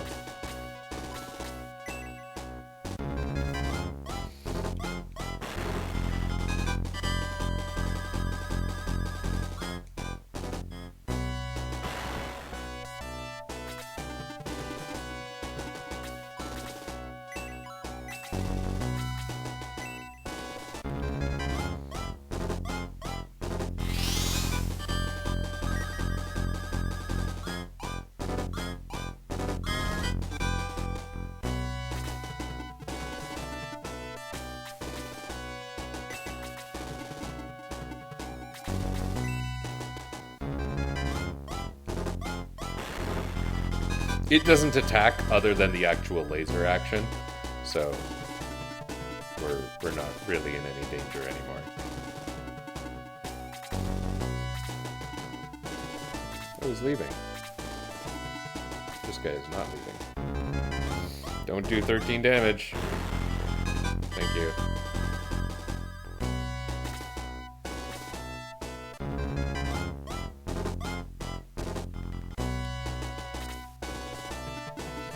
The plot of the game is such that the reason they were attacking the quarry was to get like the gem they needed to build the laser eye or something like that.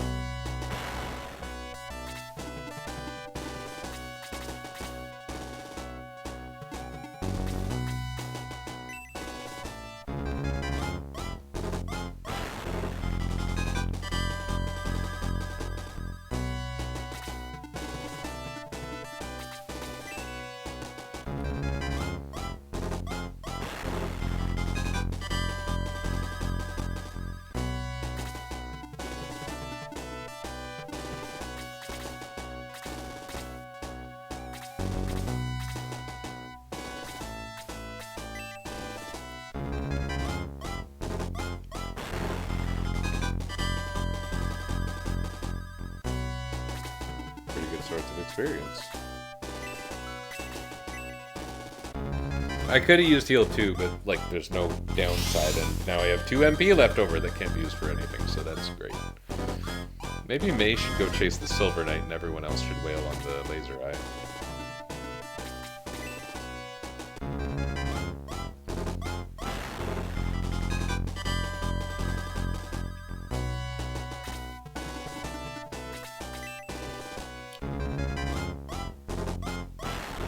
Now Pel's gonna join the party. He's gonna be like level 4 or something.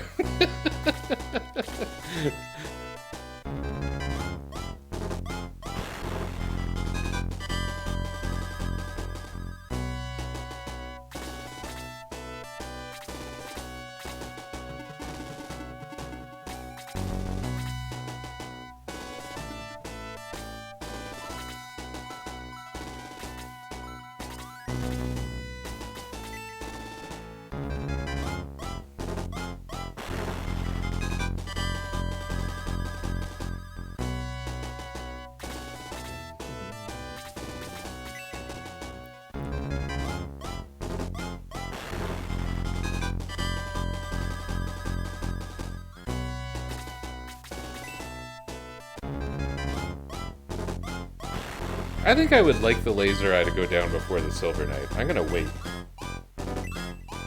Pretty good level, okay.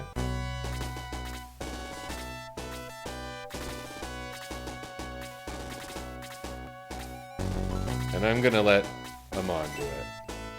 Get your vengeance for that time you were targeted questionably.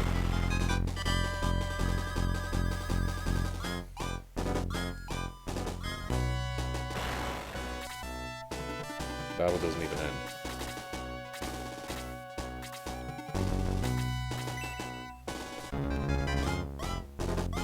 Do, do,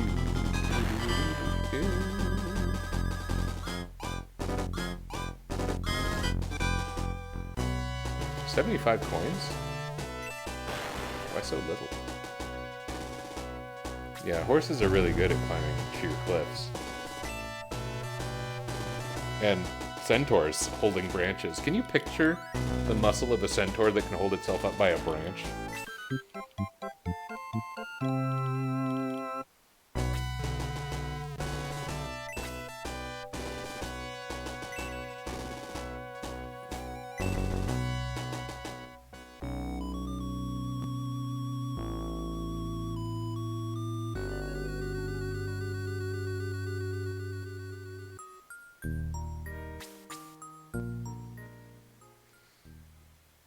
This is the chapter where you fight General Elliot. I don't think there's anything to be concerned about here. Anyone you can accidentally recruit.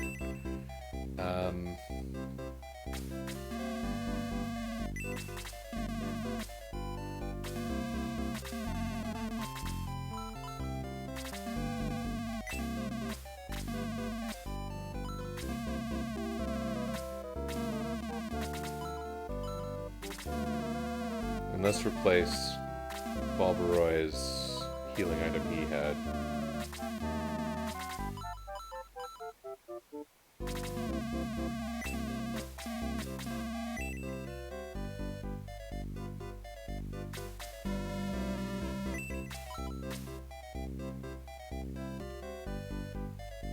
That's General Elliot.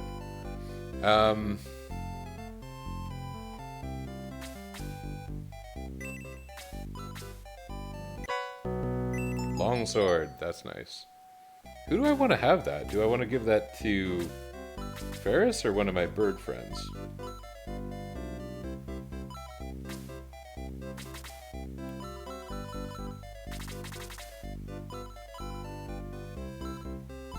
Four-point difference.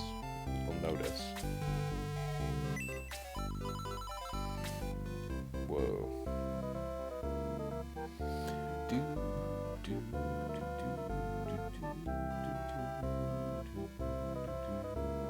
Don't go in the sheep pen.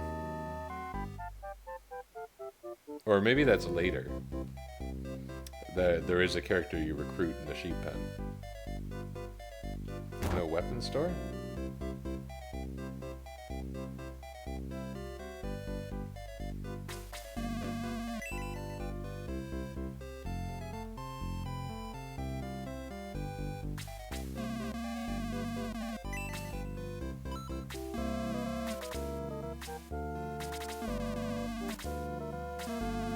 Yeah. I know someone who does. It's a funny little touch. What's Pell's deal?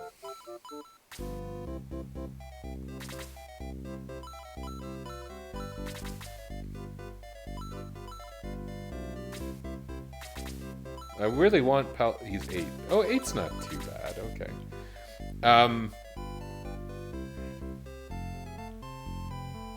I really want Pell to have a power spear. I didn't realize that I wouldn't be able to buy a spear.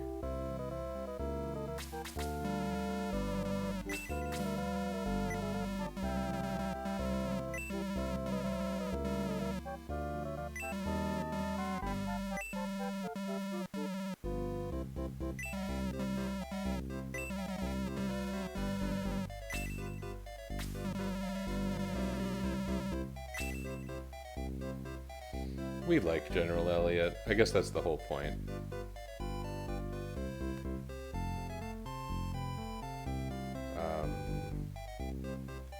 Oh, now I can go in here.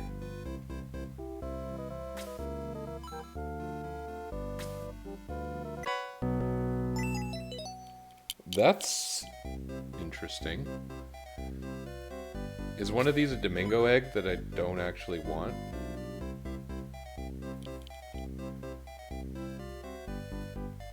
I don't want to get the Domingo egg.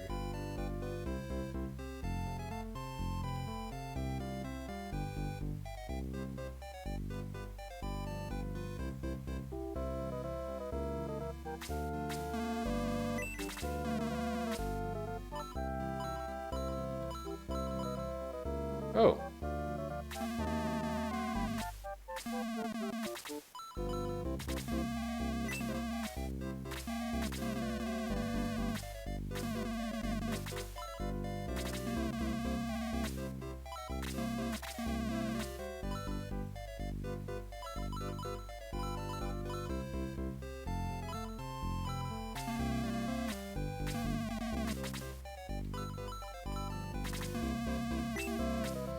The UI really wasn't bad in this game. It's got a quaintness to it. Like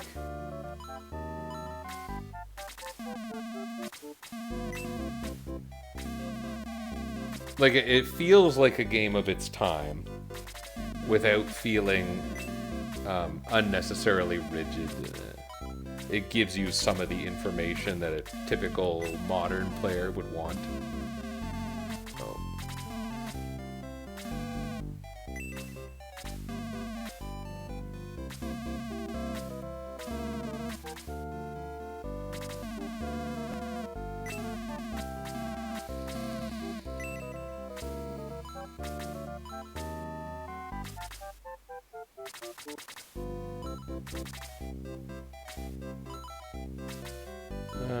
Maybe I spoke too soon. I hadn't gone through a whole bunch of menus successively when I made that comment. It's a little bit cumbersome. It's really not too bad, though. So that makes me wonder, do I need to get these chests? Like, I don't want to get the Domingo egg. Oh, that's stupid.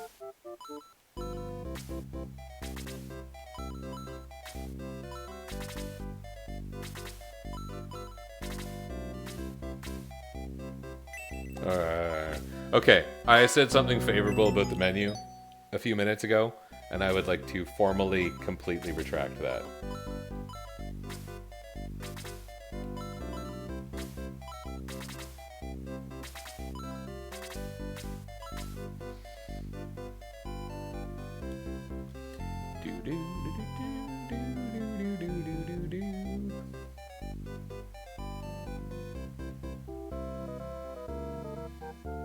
I'm wondering about Pell and how he stacks up to May.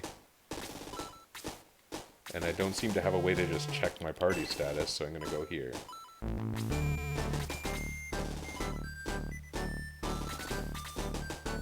Attack 36, defense 19.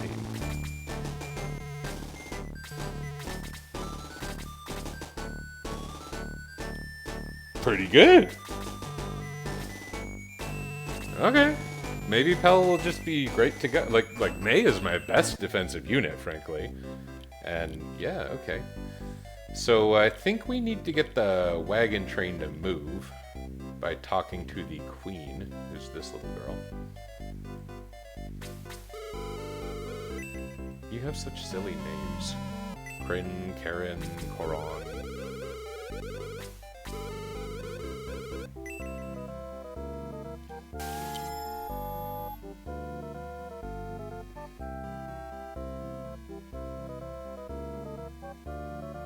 I guess I can save, but again, save.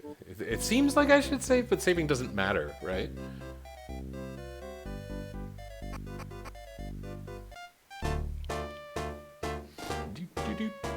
About 2 or 3 more battles, and we get our next character, who is Ernest. And then we'll have all of our centaurs. And they're quite good right now, but there are certain parts in the game where their equipment really starts to lag. Like right now, May just got that fantastic power spear upgrade, and Pell just joined us. But there will be a point where it's kind of like they have trouble damaging things. In fact, maybe I won't see that because my levels are so much higher. And I say that thinking about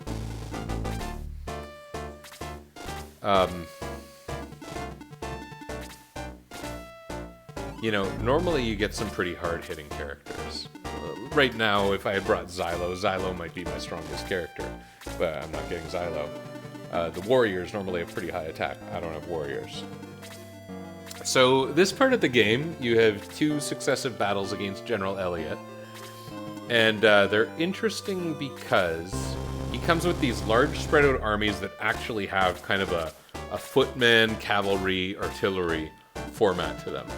And so he's really intentional about formation, and the game kind of does a pretty good job representing this. And you can see the enemies are, as you proceed across the battlefield, they form up. And I always thought that was kind of neat. Like, it's the first part of the game where the fantasy battles in a tile-based system, such as they are, feel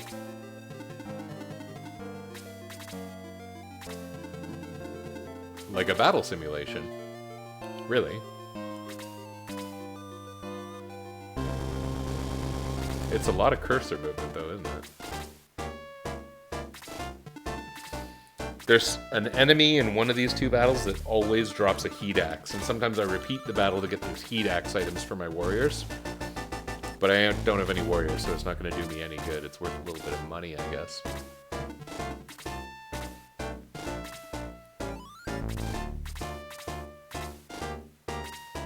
So he's got 1 artillery. The artillery, as you might expect, is pretty easy to take down, but it hits you at range and it hits pretty hard.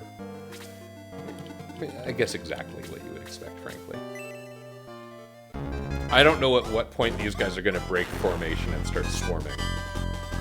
I thought May took out Pegasus Knights in the last battle. Here's Pell.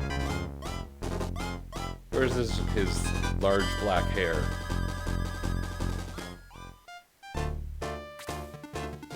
Doesn't look very Pell-like.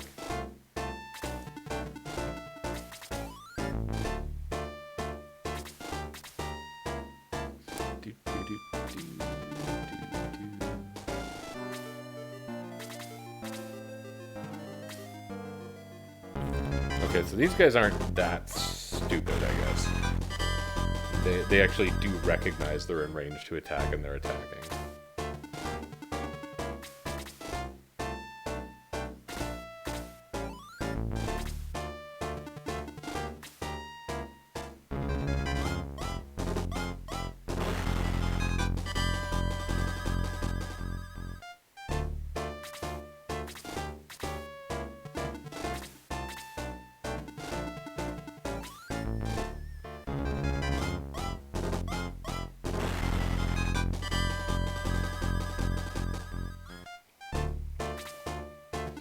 These are mostly old enemies too, I'm realizing. It's going to be hard to creep my levels up to 20.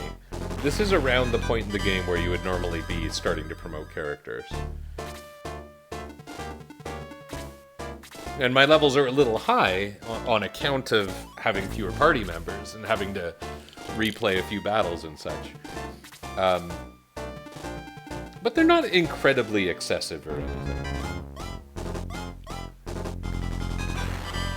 Oh my. I thought that Pell had higher defense than May.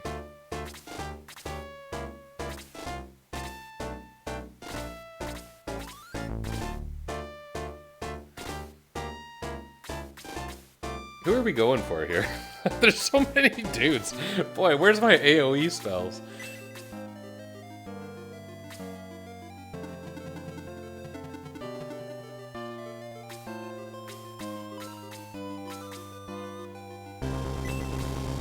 Okay, we gotta soften up a new one.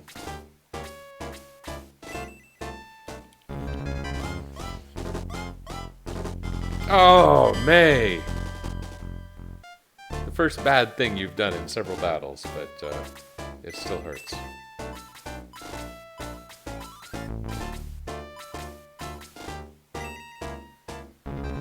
So this is one of those situations where the extra range of this spell actually pays off quite a bit. Pell's a new unit. I need him to gain some levels. Have to keep him alive.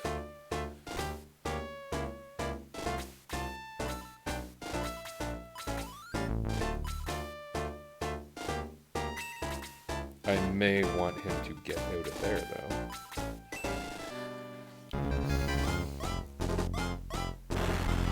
There we go. Good job.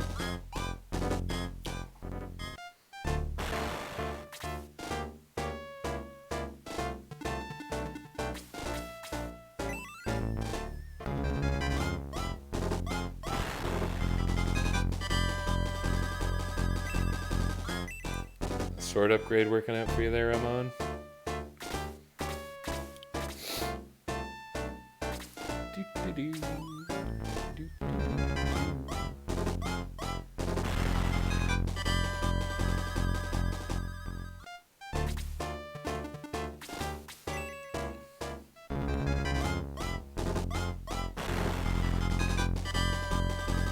Nice one.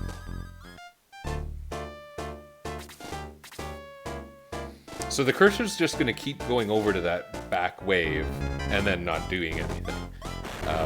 And that's part of why I was saying, like, in the tasks, they super duper wanted to optimize cursor movement, and MATLAB was the way to do it. And, you know, that's caused by kind of like... I don't know if it was caused by knowledge of the random number generator. Seems likely.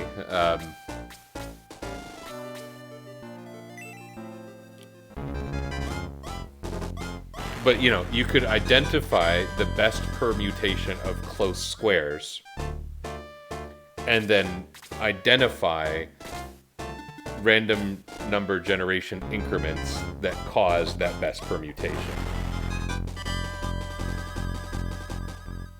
That itself would be tricky. And, you know, I think that random numbers in this game are generated by timer.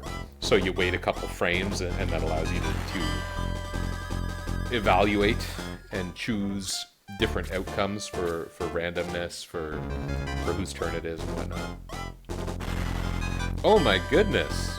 We almost ended up out of this battle. We may still.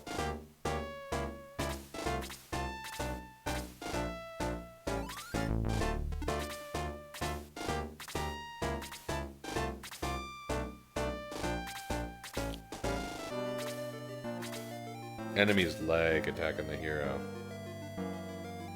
I like attacking with May.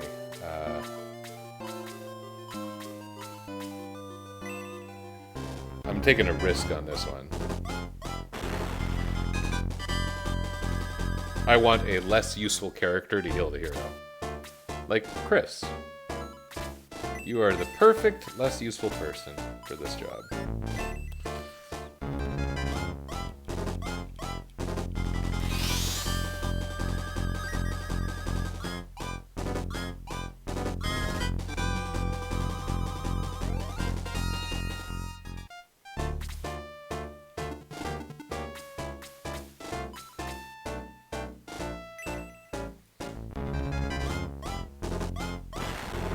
You can see how this battle in particular, like, is kind of neat to come into with a 12-person army, because you're fighting these waves.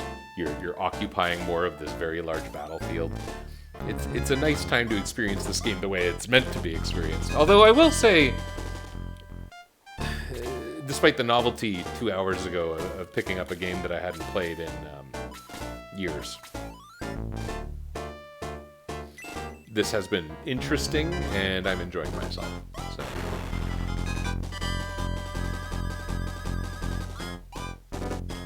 You know what's so stupid is he needs like 3 experience to level right now. 1.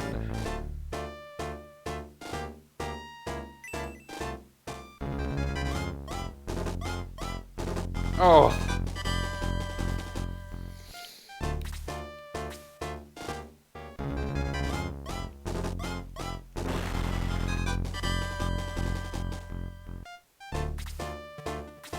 Well, this isn't gonna go well. He'll live. He'll live to at least his next turn. And that guy's gonna stand there and do nothing.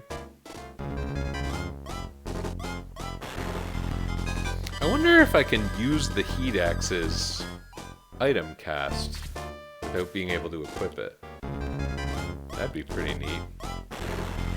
Oh. Thought he would live till his next turn, as I said. Okay. You know, in a way, that's nice. Because I don't have to revive anyone. Don't talk to Benkar.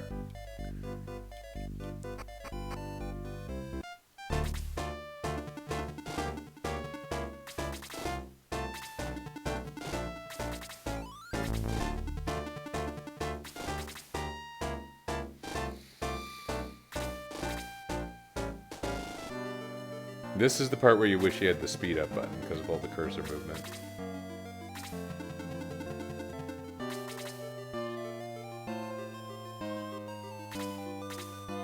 So what can I do to reduce the danger in general? Maybe if I wait a little longer. Like, they do move in formation here. So, like luring the Pegasus Knights out first and then dealing with Lizardmen after would have advantages. But I'm not sure it actually works in this battle because they form up so tightly. What if I were to have a fast unit like May run in and then run out? If she trips the threshold and then backs off, the enemies will approach me at different speeds. Let's put May, like, all the way in and see what happens.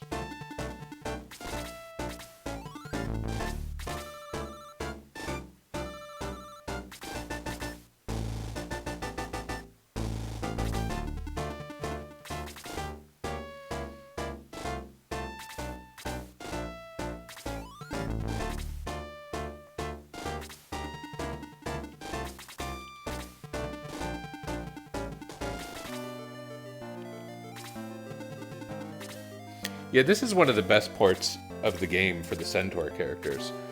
Their Power Spear is still really powerful, and it's better than their Lance option. You've got these huge grassy plain battlefields that they can move across with huge movement. Their movement's like 8 squares or something, and I'm pretty sure they get the full 8 here. It might be 7. It's based on the terrain, because the Centaurs are more affected by forest and hill than many of the other characters. And just pulling Chris in there too, because her movement sucks.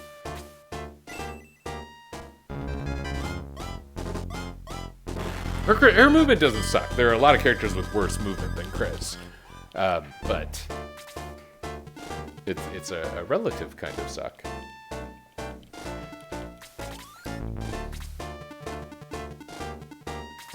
So if we were to stay back here,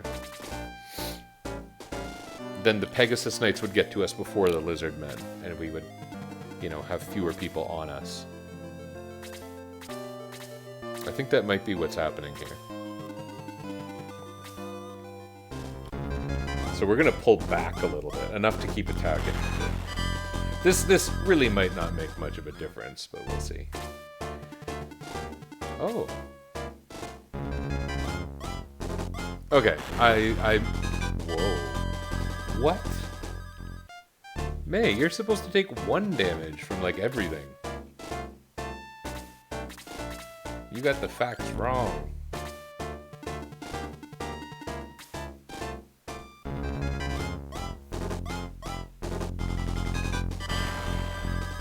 What? Everything's backwards. Everything's backwards. What's happened?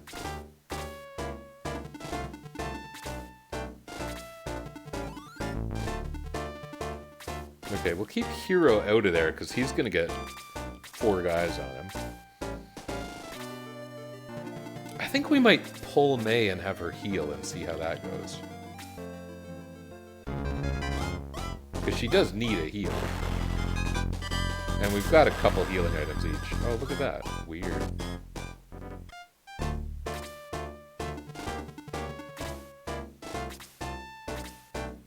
And their healers are so far back. Why?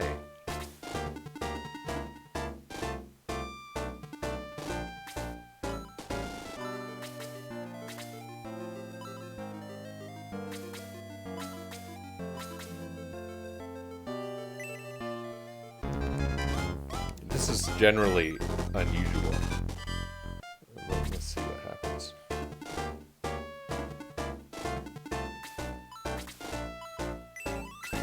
and do this. Maybe that'll make some kind of difference. We know that this thing only lasts like 2 turns, though.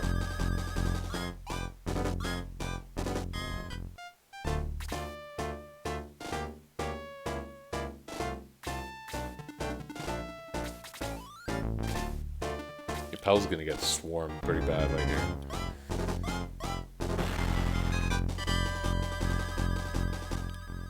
Not taking damage, though.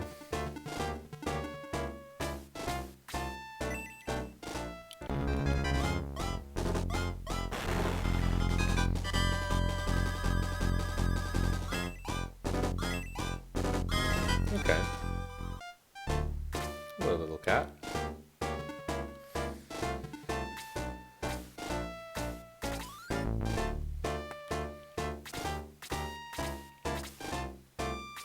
Boy, it would be nice if those enemies had successive turns. It really makes you appreciate tassing. Makes me appreciate tassing. Look at that, the lizardmen are leaving.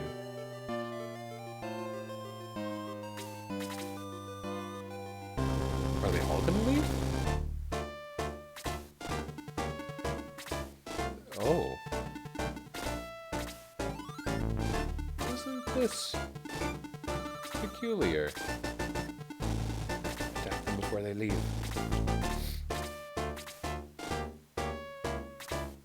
No, no, stay, man, stay. We have chips.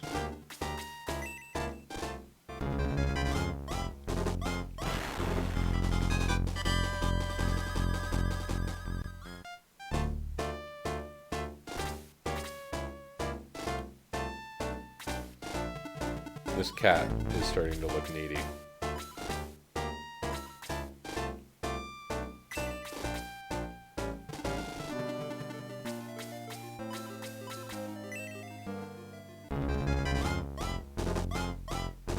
Oh, May! You did it! Oh. Good job, May.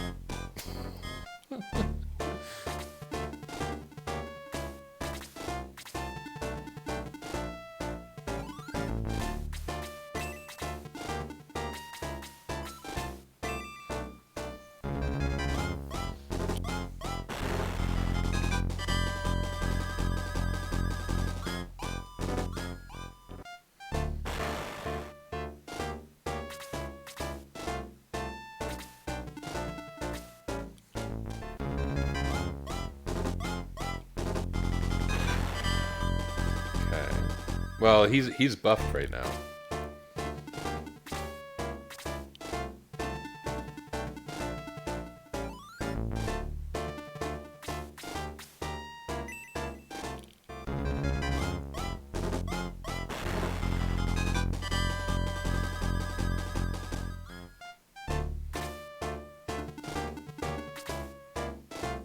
Oh, that's funny. The enemies are so confused.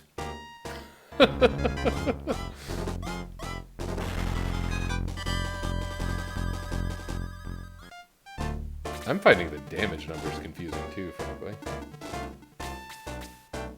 10. Okay. You can probably do this. Oh, you can super duper do it.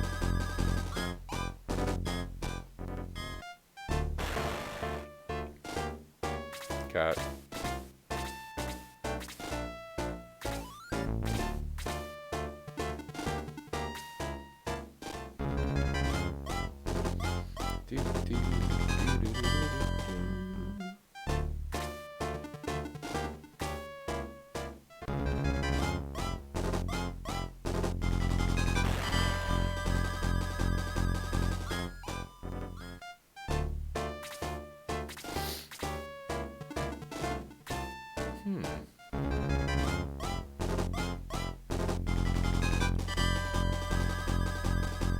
Definitely having a better run of this battle this time, so far. I guess things changed pretty quickly last time and they could do that again.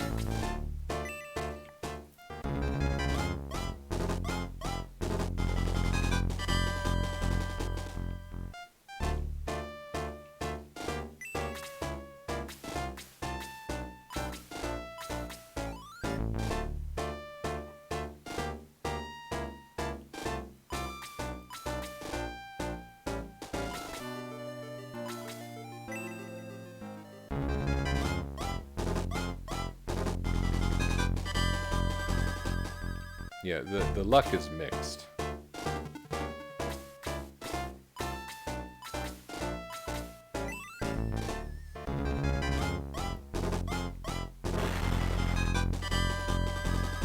Good.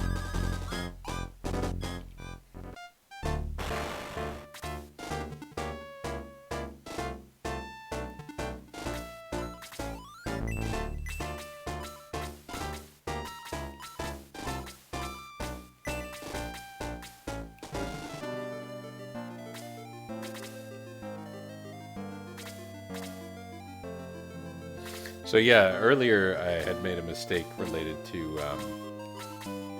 I hit stay when I didn't mean to or something, and it's because if you're next to an enemy or if you're in range of an enemy with your weapon, the default action at the end of your turn is attack, and if you're not in range of an enemy, even if you have spells or whatever, the default action is stay, as in do nothing. And so, like, I accidentally picked stay because May was equipped with a spear. Because normally I would just hit the A button or whatever it is at the end of a turn.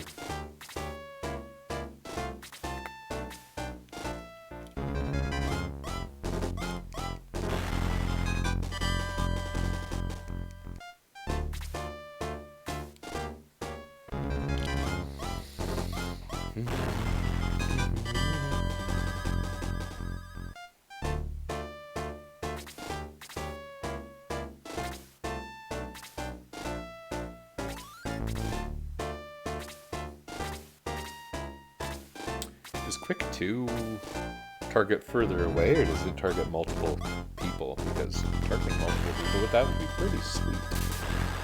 Oh dear. Okay, Balbaroy needs a heal.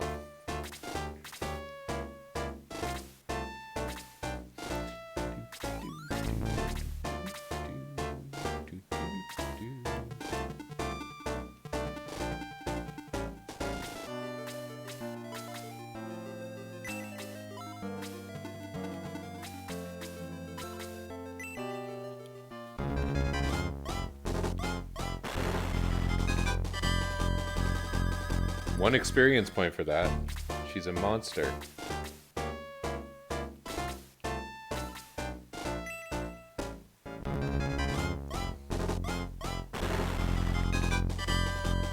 But I didn't want to say beast. Why is that? Why is that earlier I was like, beast isn't the right word. People like to say he's a beast.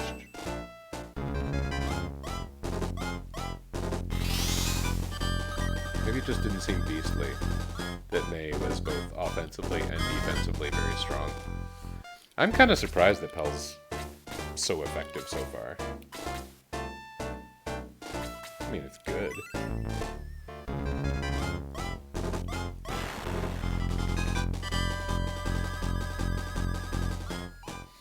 In terms of healing, normally at this point you would have access to Chris and Lo, who are both mandatory, normally mandatory.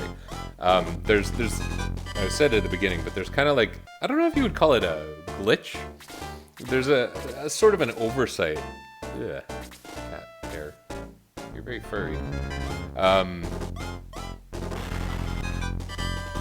Yeah, I don't know whether it could be described as a glitch. It's clearly not intentional because, like, the characters you don't get have speaking lines later in the game. So, like, you're not... As much as the game lets you play without the first squad of characters, it clearly wasn't the intent. But, you know, you keep playing the game without those characters because you use this funny thing with NPC movement to get out of the first town without characters who would seem to normally be mandatory. And there are a fairly typical bunch. A warrior, a mage, a centaur.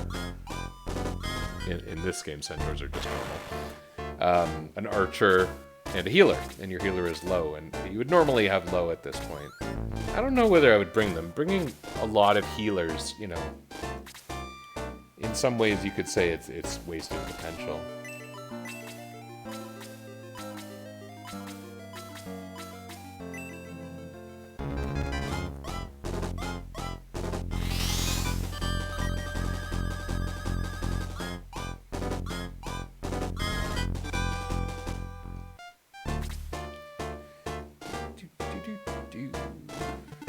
Get in there and wreck things, May.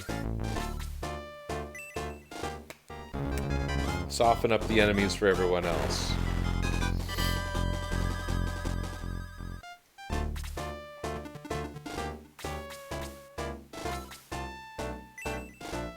I'm someone else. You sure are, Bulbaroy.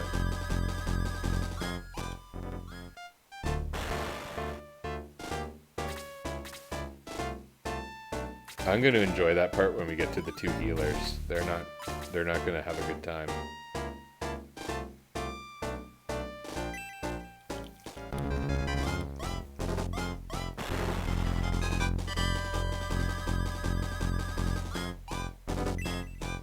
Oh, he got a 0-point level. I'm going to just leave it. These things tend to get ironed out because, like many Camelot games, there's kind of like a threshold-based leveling system. In this game, it's kind of funny. It's based around curve patterns and goal stats, but it tends to work out over time. The stats are pretty random, especially by end game. You'll see spreads of like 5 in major stats for different characters, but by late game, it doesn't end up making some gigantic difference. You do really feel the impact of a point or two right now, though, I'll say that.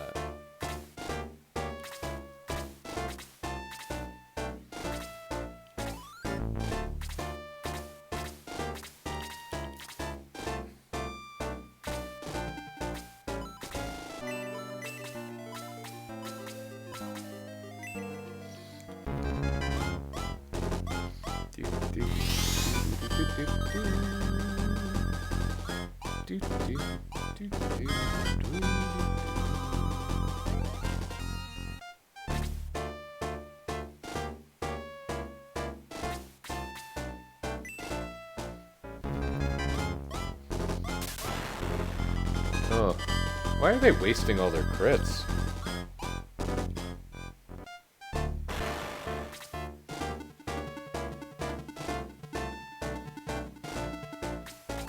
What happens if I do that?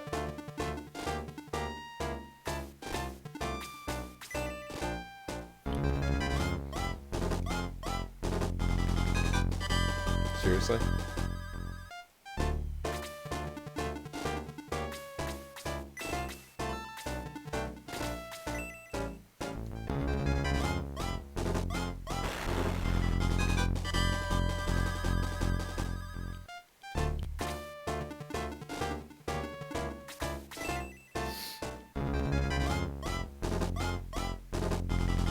Wow, this is one dodgy priest.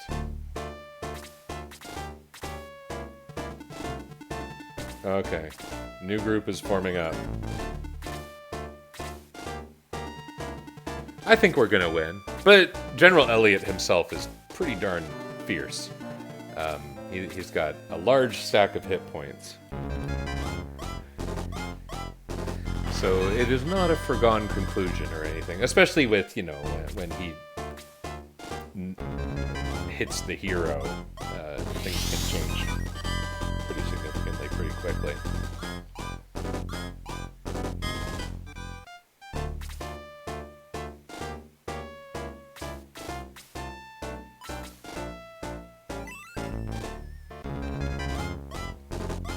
She did a great job fighting a Silver Knight in the last battle. Oh my goodness, that was some serious damage. That's the kind of performance I've come to expect from May. That's the problem with setting high expectations.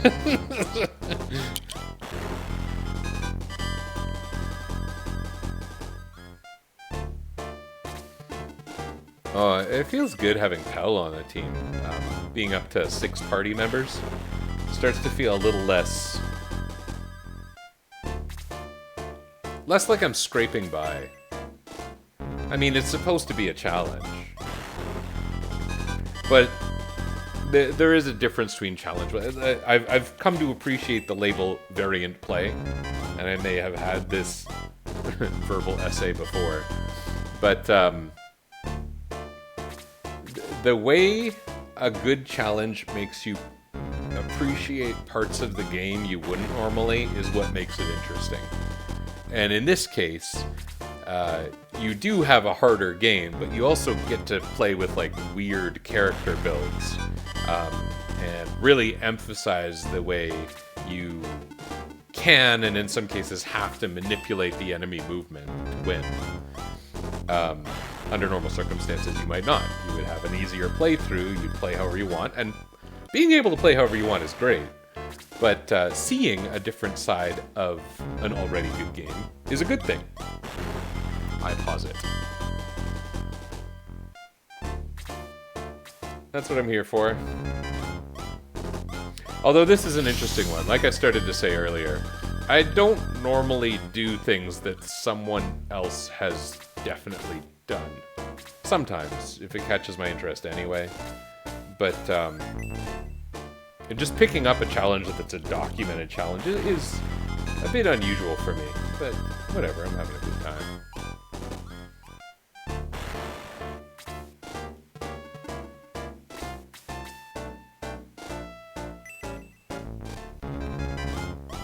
Who needs heals right now? Pell just beat a Silver Knight in one shot. Pell kind of does. Amon does not. Someone else was hurt, but not too badly. Oh.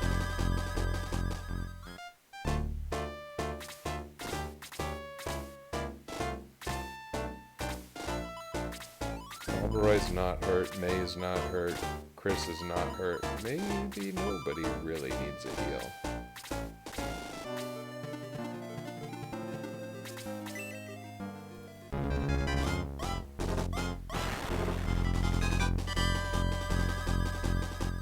One experience for that.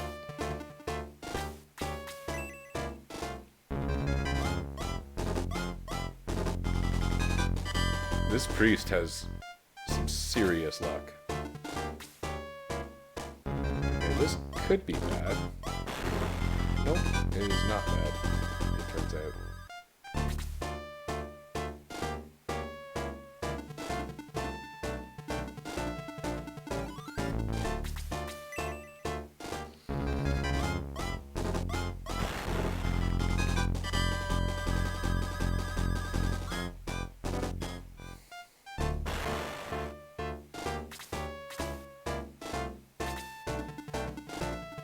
He almost got 2 turns in a row there. That's kind of weird. Do Silver Knights give really good experience? Yeah, kind of pretty darn good. Okay.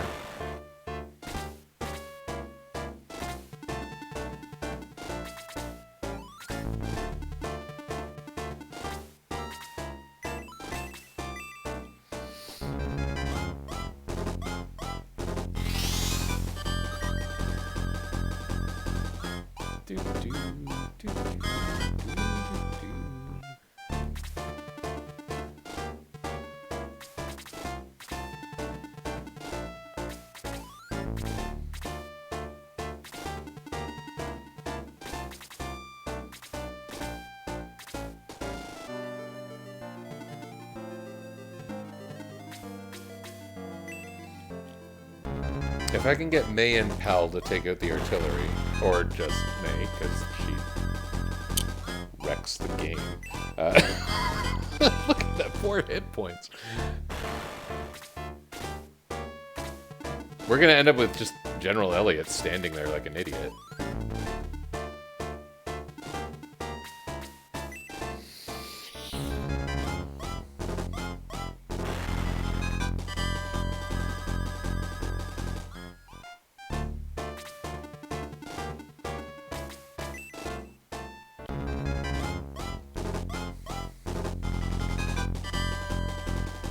I don't remember enemies evading this much in this game. I think maybe my copy of this game on the Wii is bugged.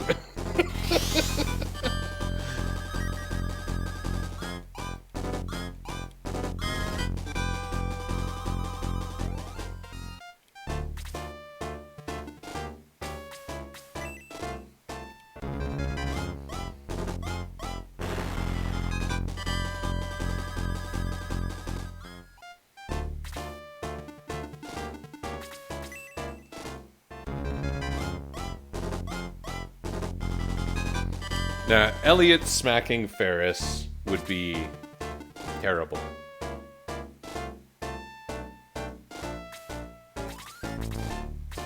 So I'm keeping this formation intentionally. So Elliot can't walk over to Ferris. I'm not going to have Ferris on the offensive.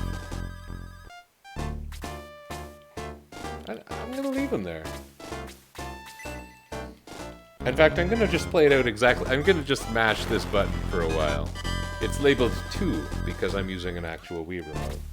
Without a sleeve because I like to live dangerously. How peculiar. Why did it not heal?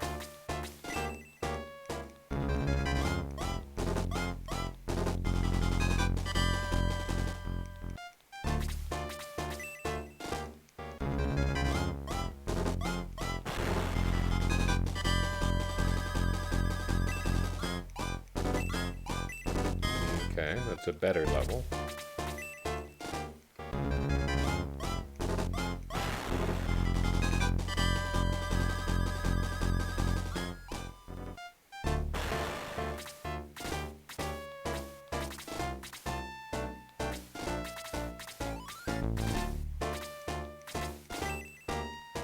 You noticing anything unusual about this?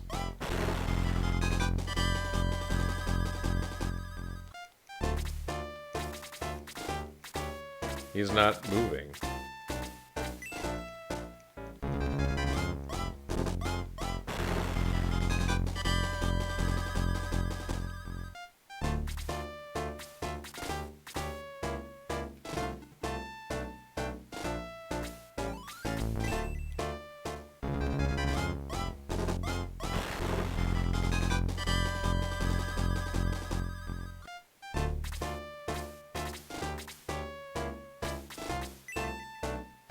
Oh, he's regenerating. Yeah, bosses regenerate in this game. I guess this is the first, like, real boss we fought.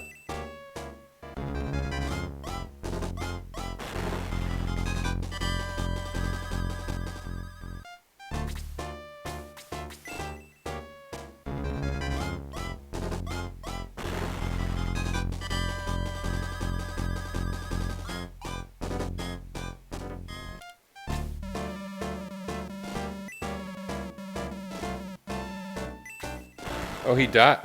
I thought it happened twice, and I didn't get a heat axe. There's a lot there that went differently than what I remember. Which is odd. Huh.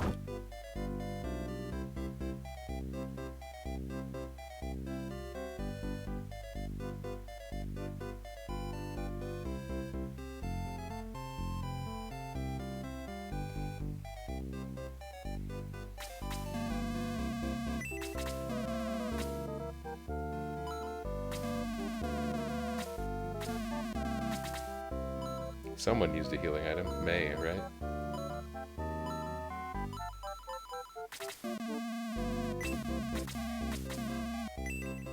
I guess I'm carrying that moonstone for the rest of the game.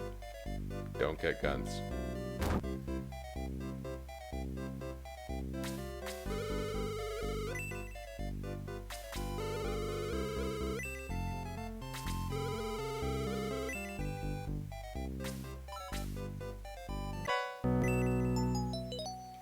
So that is a, if I recall correctly, a promotion-only weapon.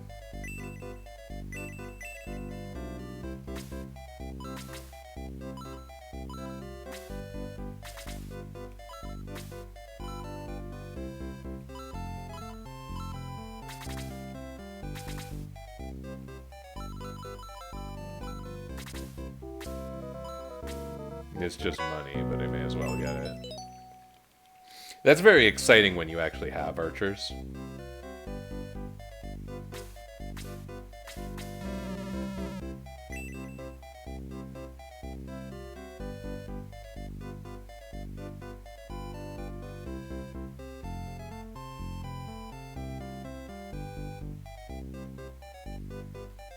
Because the elven arrow is like a first item that actually has pretty good range.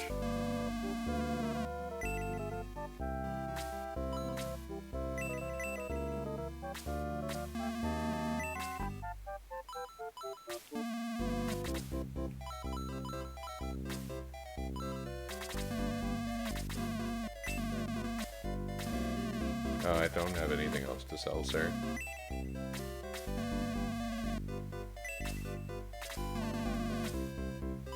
Longsword, yeah, this is the same. I mean, that's great. Okay.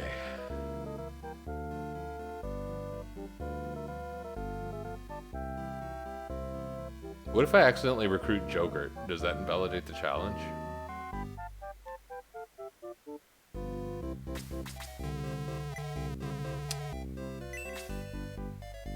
I'm enjoying playing, but it's been a while, and I do have some tasks to do, and I gotta eat lunch. So I think I might want to be done, but I'll play again sometime soon. This is fun.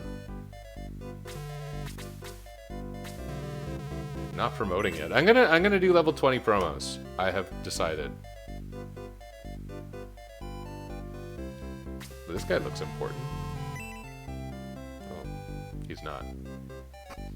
Yeah, so now we head to the Fortress of Balbazak, right? Wait. Is it? Where do you go? No, you idiot. Right there.